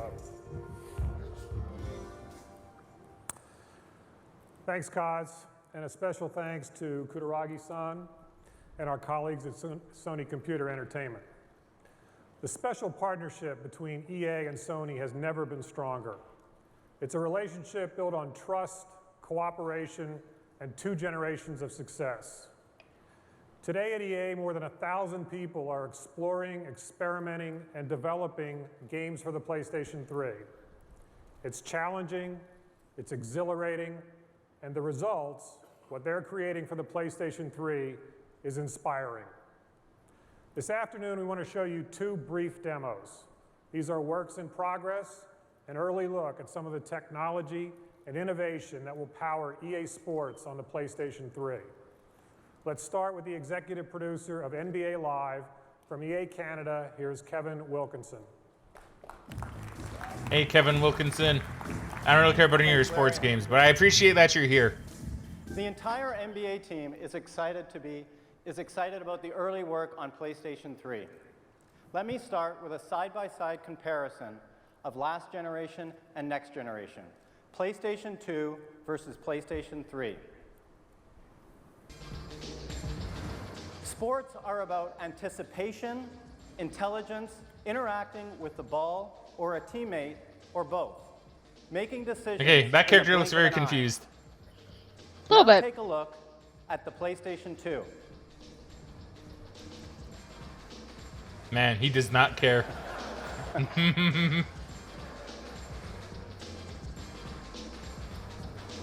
With procedural awareness, we are creating players with personality, attitude, confidence, and style. We See, also that is know pretty that cool. We need to create players who move right. That's what makes foot planting so important. Watch here how the feet are anchored to the floor with each and every step. Now take a look at the PlayStation 2. Yeah, accurate. Virtually sliding in place. No matter what the sport, footwork plays a huge role. See, I appreciate this way of showing off So now that technology. we have You know? intelligent players who are fully Yeah. aware of their surroundings and planning their feet correctly, we need to give them full freedom of movement. On the PlayStation 2, players moved in 45-degree angles. On the PlayStation 3, they have full 360-degree movement with body lean. They feel alive, they're more responsive, and they're in your control. Is he going from like the PS2 era to the PS3 era? Is night and day. Let's see how it's running Right? Night and day with how everything on runs. the PlayStation 3. Let's step into the practice gym of NBA Live 07. Watch Tracy McGrady's footwork here, how he plants and explodes out of his turn, generating a quick first step with the ball.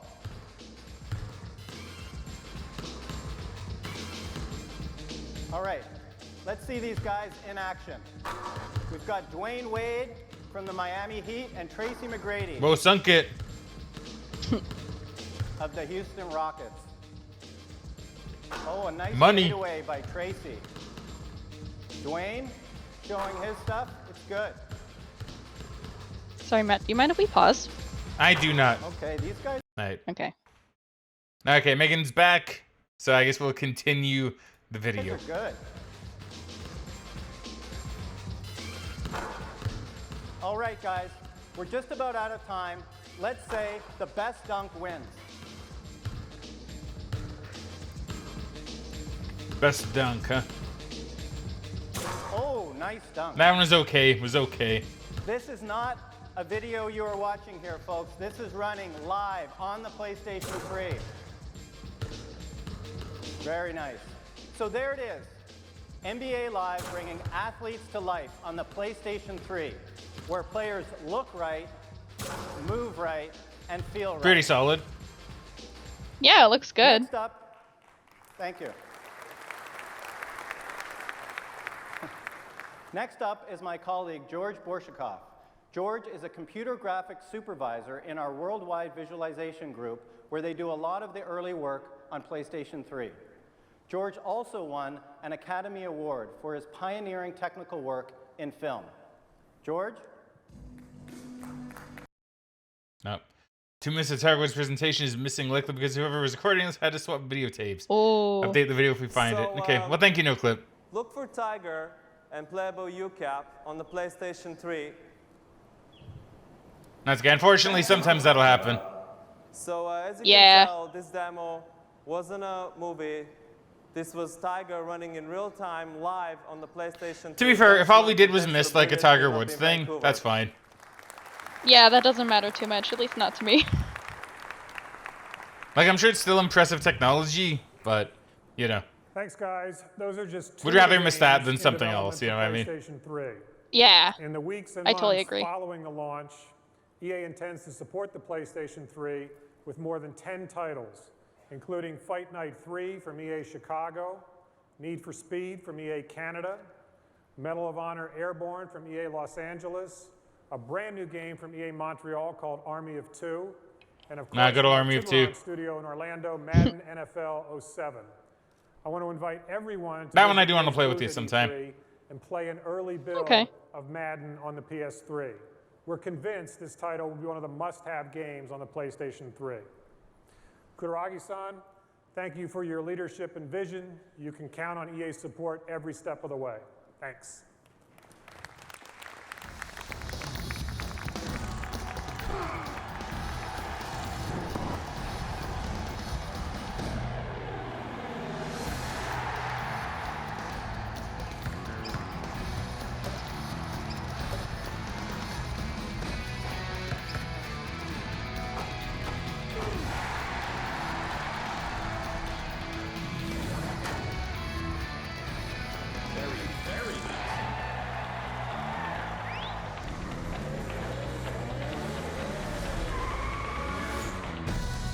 Need for Speed Carbon. Oh yeah, we actually saw that one at a local game store. Or at least I saw it today. Army of Two. I did not see it today. I did like Airborne. I don't know if I'm one of the few that liked it, but I did like Medal of Honor Airborne. That's fair. Well, thank you. I'm glad you don't think it's unfair. No. Thank you, Larry, and all the folks at Electronics Arts for being here today. Now, we're excited to give you a sneak peek at the latest development from a company known all across the globe as a great storyteller in the role-playing game category. A company whose leading franchise, Final Fantasy, has helped define the PlayStation experience in the 1990s. Take a look at Final Fantasy 13 on PlayStation 3, which will become available in multiple 13. versions, This was Final Fantasy 13 the one with lightning, Final right? Fantasy versus Yes. 13. Someone very excited for Final Fantasy 13. I don't blame him. I've not played 13, but I will say, like, see, it's weird, right? Because I know it was popular because it had like 2 sequels, right? Yeah. But I know when the game came out, I heard so many people actually, you know, shit on the game, right? Because it was kind of the first Final Fantasy, I believe, anyway, where, I mean, it may have been like the first action-ish oriented Final Fantasy, maybe. Well, no, it still looks kind of turn-based. I'm not really too sure. But it was very linear, right? Yeah. Where I heard that it was mostly like a hallway simulator. It was a word I saw thrown around a lot. Yeah, that's pretty accurate. A lot of the maps, from what I understand, are basically hallways, and this was the era of the open world game where it was first becoming a thing. So people were like, "Oh, really?" Yeah. Hey, Megan, did you move your mic a bit far away from your mouth? You sound a little quieter to me. No. Okay. It sounded like you moved it a little bit closer there. At that point. No. That's okay. I'm sorry. You just sounded a little quieter. Share this next title with you from famed game designer. But yeah, I and think creator the consensus of 13 is kind of turning around. The video you're about to see is already running on the PlayStation 3 development system. The concept of this title is simply put, sense. So please give your attention to Metal Gear Solid 4 on PlayStation 3. Nice. MGS4. This is actually what made me buy a PS3. Yeah. I don't know if it was this one in particular. I don't think it was this one in particular. It may be next to E3. I mean, that's fair. But I remember just seeing something with MGS4, and it's literally the reason I have a PS3. Because I really wanted to finish the story, right? Yeah, I mean, it is a good story, and it would have been really awkward if you've never finished 4, because it is supposed to be the end.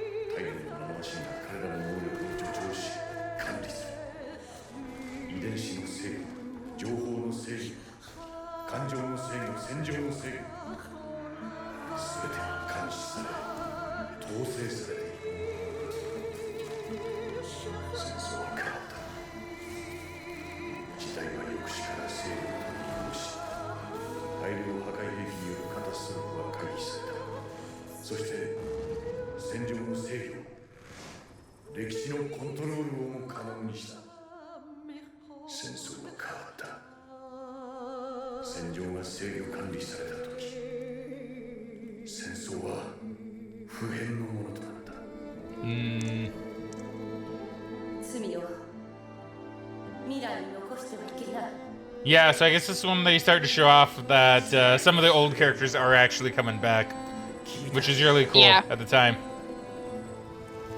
Because, like, Meryl in particular, it was very much like, oh, what happened to her? Right? Yeah, she kind of disappeared.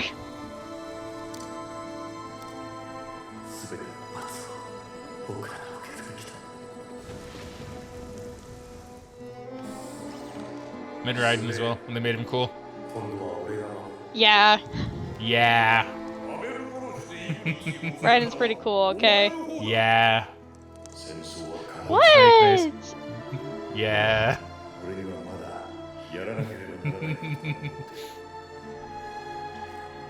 Yeah.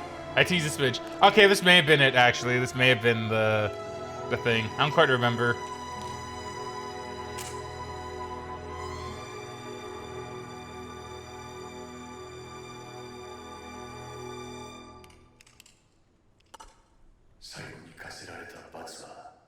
Hmm.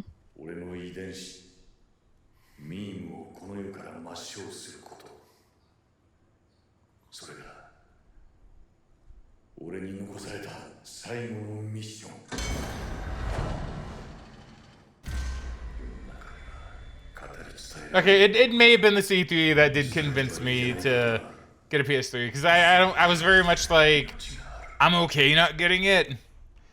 But yeah. It may be next year. I honestly don't remember which one it was. I know there was one that I saw, and I'm like, okay, I need to get a PS3. And now, it wouldn't be a proper E3 without introducing the man known in some circles as the father of the PlayStation. It gives me great pleasure to introduce to you one of our company's founders and the group CEO of Sony Computer Entertainment. Ladies and gentlemen, please welcome Ken Kutaragi.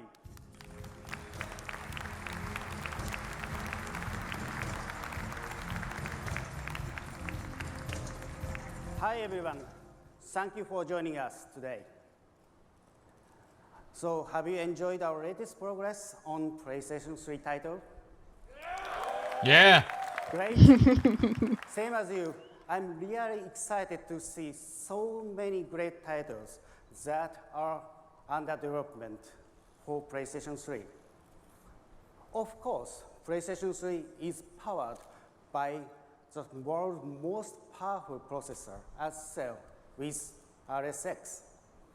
But I have one more big thing that we have kept secret from you. Ooh. Back in 1994, when we introduced our first PlayStation, controller was quite unique in shape, but everyone was amazed with its controllability in the 3D world. True. We are going to enhance its controllability to the next tier for the next generation system to navigate and control smoothly in the 4D world over the network. Ladies and gentlemen, this is the final PlayStation 3 controller. No boomerang. No boomerang. I'm glad they got rid of the boomerang. The body is similar to the most Yeah, I think that would have been a PlayStation big mistake. controllers, which attract hundreds of millions of PlayStation users worldwide. But inside this body, we have added powerful and elegant system. Yeah, time to show off the 6 axes, I guess. Phil, Yeah. can I ask you to show us what it can do? Ken, it would be a pleasure to share with everybody what this controller can do. Now, this is obviously a very familiar controller in terms of shape and size, but it's not what it looks like, it's what it does. So let's switch to the demo. And is it gonna be ducks? Clearly, More ducks. a little secret is waiting to be unveiled. You gonna switch it over your switchboard, man? No, apparently not.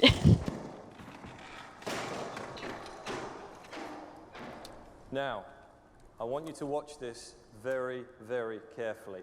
We'll try. What I'm doing. I lift up the controller, and it flies. This controller has 6 Man, degrees they of have freedom so much issues with like the guy at the board. with no They external do, they sensor do. required. So I can move this controller in 6 degrees of freedom. I can just imagine a lot of using people in the my GameSpot hands chat as the watching entire this going, input show us the device. gameplay. Show us the This gameplay. standard feature controller Yeah. will be packed in with every PlayStation 3. This controller allows me to really unlock the most incredible fluid movement in games, and for the game controller to really become part of my own body, but be based upon our industry standard de facto controller interface, which has been enjoyed by hundreds of millions of people over the years. So let's take a look at another demonstration. This one is actually operating as the controller should operate, as wired. I do see the And, water, so I think assume it's there's in our a duck Sony involved. rulebook that whenever we introduce a new Yeah. piece of hardware, we have to use a duck. So here is a demonstration of the duck, and you can see me moving it around, but I've also got more movement as well, where I can toss it up in the air. This is all built into the controller's X, Y, Z, and pitch, roll, and yaw lateral motion. Now this controller, in being Bluetooth, being wireless, is actually lighter than the analog controller shipped. It's because it didn't have vibration when it came out. Yeah, they do kind of neglect to mention that, huh? Intuitive, and I'm very excited not just for what this means for our game developers, but I'm so excited about what this means for the consumer and for their experience of PlayStation 3. I think it's a fantastic innovation. Thank you, great. So thank you everyone for supporting Thank you. Would have been nice to see Switchboard, man. PlayStation, PlayStation 2, PlayStation Portable, and PlayStation 3. I'm looking forward to seeing exciting game application and services with this controller. Thank you, everyone. Ken, thank you very much. Little late, buddy. Little late. Fantastic innovation that is really going to add to the PlayStation 3 success story. It'd be funny if it was the same guy. Confession and maybe a slight apology that. I mean, it could be. From like last year. Peek at this for a little couple of weeks now, and we have been able to modify one of our games to really take advantage of this controller. And I'd like to share with you now Warhawk from Incognito. And here to demonstrate it for us is Dylan Job, the director and producer of Warhawk for PlayStation 3. Dylan. Warhawk.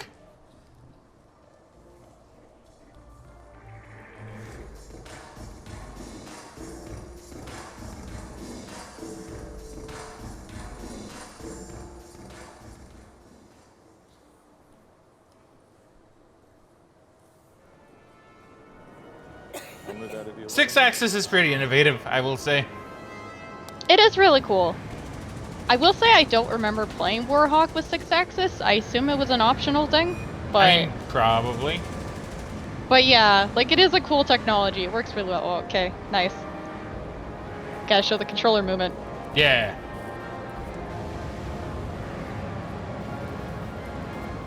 Although in my experience, even playing like Lair and stuff, it never worked this well. But Lair wasn't the best example, I assume. Yeah, I mean, I can't really say much. I don't know. I can't remember which games had 6-axis that I would have played. Like I said before, I never really played a lot of PS3 games, funnily enough. Yeah. I was pretty firmly into the, like, the Xbox 360 has, like, most of the games I'd really be interested in playing. So I had a PS3, and I did get some games. But usually if I was looking for, like, a game on something, it was usually on the 360. Yeah, I mean, to be fair, like, I think it was pushed a bit early, like, with Sony. That's why Lair was kind of forced to use it. But, I think a lot of games kind of dropped it as it went on. Or they did very, like, minimal things where it's like, oh, move the controller to the side to dodge something. You know, that kind of stuff. I could see that. Nothing quite as, like, extensive as this. At least not that I recall. It's one of those things, the cool technology that just kind of never really got adopted. Oh, you missed the launch pad. Oh. Close enough. Great. Thank you very much, Dylan. Great demonstration. Close enough. JPEG. Of what this controller means for games. So, Dylan, before you go, it's interesting that they're not showing any like on the ground gameplay, but I guess they are showing 6-axis specifically. It's incredibly exhilarating. The team and I are incredibly impressed with the sensitivity, the weight, everything about this new controller is what like, we were hoping. We knew about Warhawk before, right? Marks an interesting was the game out already? Because it no. I don't know. I think it was still coming out at this point. Well, yeah, I guess I'm an idiot because the PS3 isn't even out yet. So of course it's not out yet. And a gamer, I'm incredibly excited about this possibility. Dylan, thank you. See, Megan, that's when you get to call me out and go, Matt, you being dumb. Ladies and gentlemen, thank you very much. Matt, you being dumb. Thank you. I deserve that. Coolest thing. Back to cars. Okay, back to cars.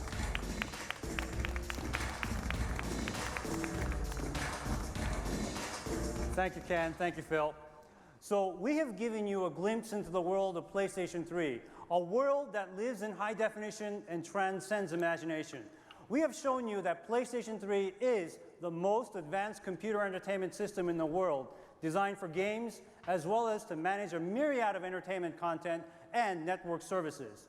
We introduced a new controller that seamlessly integrates innovation of free movement with the de facto industry standard game controller from PlayStation and PlayStation 2.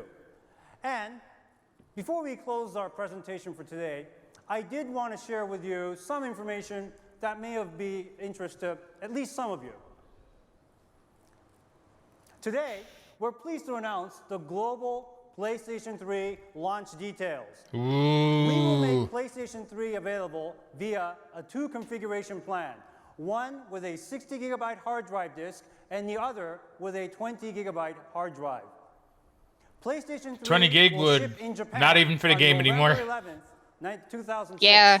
In Japan, it wasn't very much at the time either. PlayStation 3 will retail for 59,800 yen. And the 60 gigabyte price, huh? PlayStation 3 will have an open price, which the retailers will set. In That's North America, interesting. the PlayStation That 3 will is. be available at retail on November 17th, 2006. The 20 gigabyte You can hear the people in the crowd for this one. Yeah, PlayStation I 3 mean will that is a retail lot for of money. $499 and 549 Canadian dollars. Like not And even counting the for 60 inflation, gigabyte that's like the PlayStation price of 3 a for PS5 right now. $599, $659 Canadian. PlayStation 3 will be available in Europe and Yeah, so like I said, let's just hear the crowd real quick, right? Like because obviously people at the end, especially at this point, people aren't gonna know how much. Like you're not gonna be able to convert it, right? Yeah. So you switch it over and just hear the crowd, right? Just listen to it. PlayStation 3 will be available at retail on November 17th, 2006. The 20 gigabyte PlayStation 3 will retail You can very for subtly hear like it's a lot of like unsure, right? Yeah. So this is in particular, besides the giant enemy crab thing, this in particular was one of the things that I consider this E3 to be really infamous for, right? Yeah. Because some people looking at this today might, because $599 US, I'd say that's pretty much a standard now, right? Yeah. For game systems. Because I think even the PS5 was like around that price. Would I be correct? I think so, because I want to say it might be $5.99 Canadian, and then like with tax, or no, it's like $6.30 Canadian, and then with tax it goes up to about $6.50. I think that's what I paid for mine. Okay. Because, yeah. I mean, it does say right there in Canadian dollars, $6.59 Yeah. for that. Now, let's put it into perspective, right? Yeah. Nobody liked it, right? For people that weren't around or weren't like gamers or whatever around that time, nobody liked the price of $599 US. That became I mean, a it meme. is a lot. Yeah, like that became a meme itself, right? Because it's absolutely ridiculous, right? Now, like I said, nowadays, this is a little bit more standard. Back then, this was seen as absolutely insane, right? Yeah. And I think this may be why. Now, I could be a bit biased because, like I said, I saw the 360 more as like like my main console. But I don't think I want to say the 360 like didn't win the generation. The Wii did, but I feel like the PS3 was the bigger loser in the generation. It was for like the first half of the generation. Yeah. Yeah. Because the price point is absolutely insane. Like, let's give a comparison, right? The 360, because I did actually look this up. I came prepared for this one. The 360 launch price was $399 US. Wow, it's that big of a difference? It's that big of a difference. Oh, right? Wow. And if I remember correctly, I think the Wii was even cheaper. Yeah. So, it's very like it's really not good. Sony, I think, kind of shot themselves in the foot with the price, right? A little bit. It was a mistake.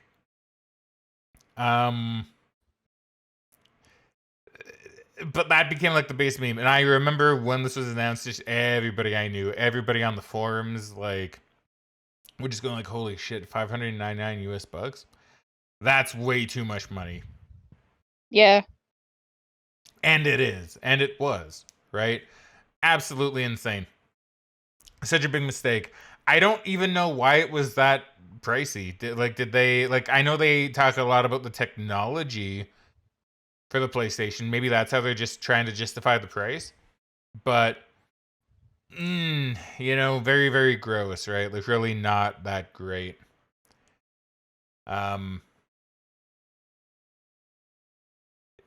Like, legitimately, if you could only get one and you wanted, like, one of the more powerful systems, you'd get a 360. You know what I mean? It's just a better price. So, yeah, absolutely insane. This is so bad. $499 US dollars and 549 Canadian dollars. And the 60 gigabyte PlayStation 3 for $599 US dollars, $659 Canadian. PlayStation 3 will be available in Europe and Australasia on November 17th. And that's even crazier because like the Euro. The 20 gigabyte At least I think, is that the Euro? For 400. Yes. That's simple. I believe so. Like same price as US dollar. I don't think that's really fair, right? Yeah. Like because isn't the Euro like worth more in general? I don't know if it was back then. I don't know if it was at this time, but in general nowadays it is. But that might have been before like the full European Union was a thing, but I could be wrong on that. It could be after that. I can't really say for sure, but you know that's still very weird to me. 99 euros and the 60 gigabyte PlayStation 3 for 599 euros, including VAT. We will be ramping up production to meet the already unprecedented demand for PlayStation 3. And today, I'm pleased to announce that we will ship 2 million PlayStation 3 units worldwide during the launch period. Another 2 million units worldwide for a total of 4 million units by December 31st, 2006.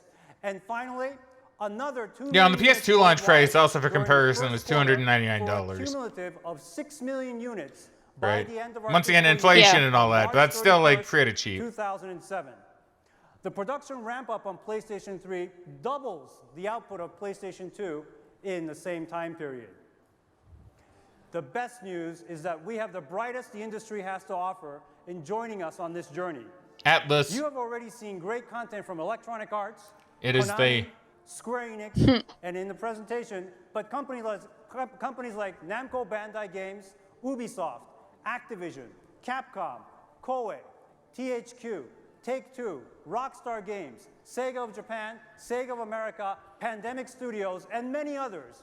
You'll see familiar franchises on PlayStation 3 like Devil May Cry, Metal Gear Solid, Tekken, Resident Evil, Ridge Racer, as well as new original IP from both first and third-party companies and the SCE Worldwide Studios. PlayStation 3 is an impressive package, a complete home entertainment solution. And as I mentioned previously, at E3 this year, we have a sampling of titles for PlayStation 3 playable for the very first time. But we want you, our special guests, friends, and partners, to be the first group of people in the world to get your hands on some of the playable titles right here on this show floor. Ladies and gentlemen, a new era for Sony Computer Entertainment begins with PlayStation 3 now. Thank you very much. I mean, technically and have true, a great yes. show.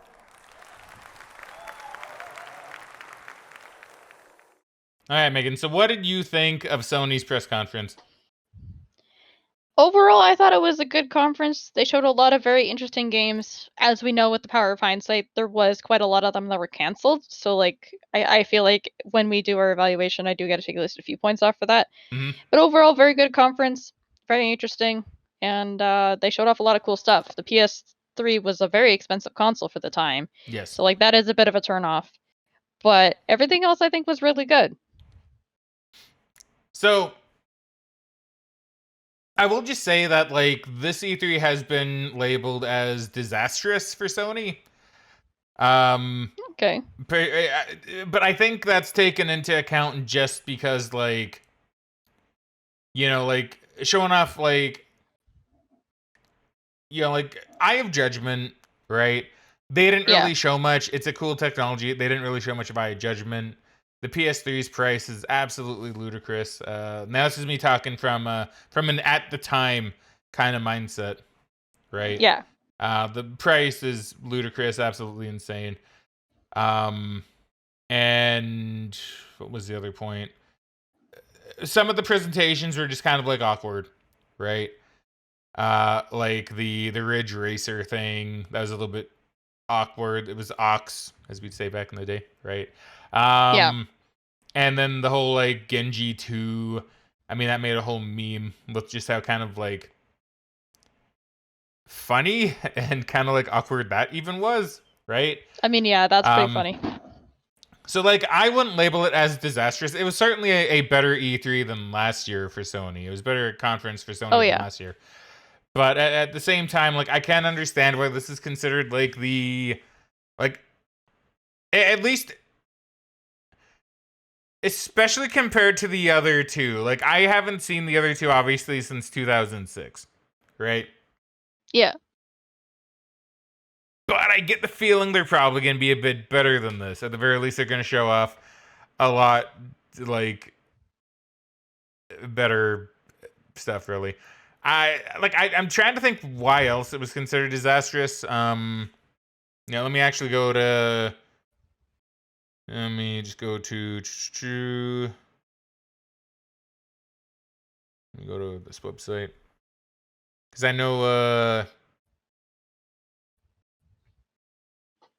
Yeah, so IGN is the one that called it disastrous. I'm curious what their take on that is.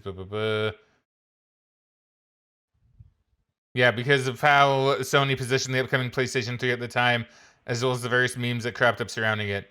It was revealed that the PS3 price would be $600 at launch, which was the same price as both Microsoft's and Nintendo's Wii put together. Gave birth to that meme.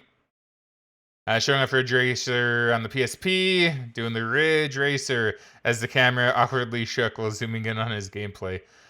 Of course, no one can forget the giant enemy crab. So yeah, like it's mostly just, kind of all of that stuff kind of combined. It was just such a really weird conference for the time, right? Yeah. Just a lot of memes, a lot of really like funny bits that weren't really intended to be funny, awkward stuff going on. And it's mostly the PS3 price point, I think, is what makes it considered bad, right? Now, I don't really consider it bad. Like I said, last year in 2005, much worse, right? But this one is really funny, Yeah.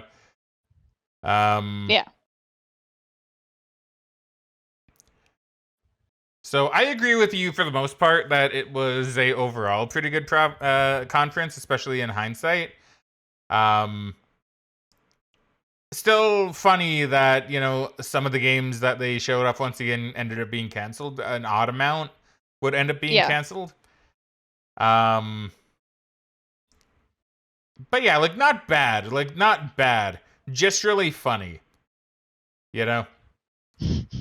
The only thing I would say is bad was the price for the PS3, but I've held that belief ever since it was announced, right? That it was just a mistake. It was a mistake to have it be that high. So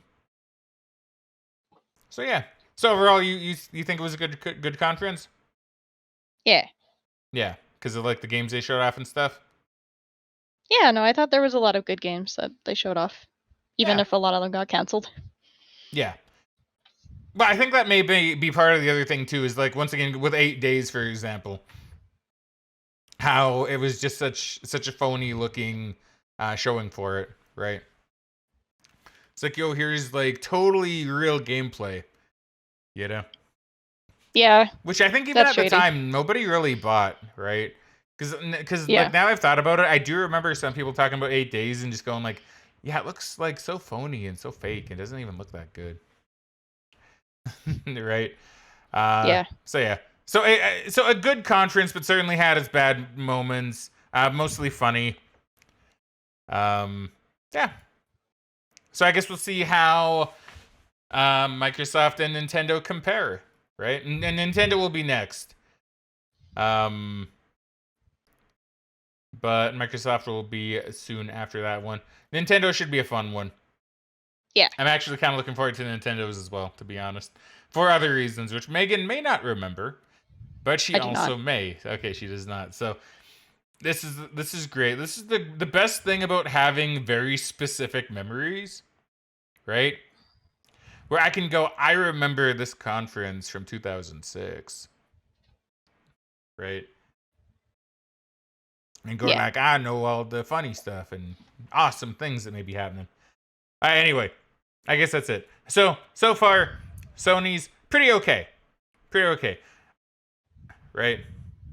Yeah. Yeah. Pretty good. Especially compared to last year. Anyway, now I'm starting to ramble. It's because I'm getting hungry. All right. So, Megan and I are probably going to go eat some food, and then we'll be seeing you guys soon. Again. Yeah. For Nintendo. Yeah. Alright, I guess that's it for now. So thank you very much, everybody, for watching. We hope you all enjoyed, but for now, it's time to cue the outro. So Fraggo, and we shall catch you guys later. Bye.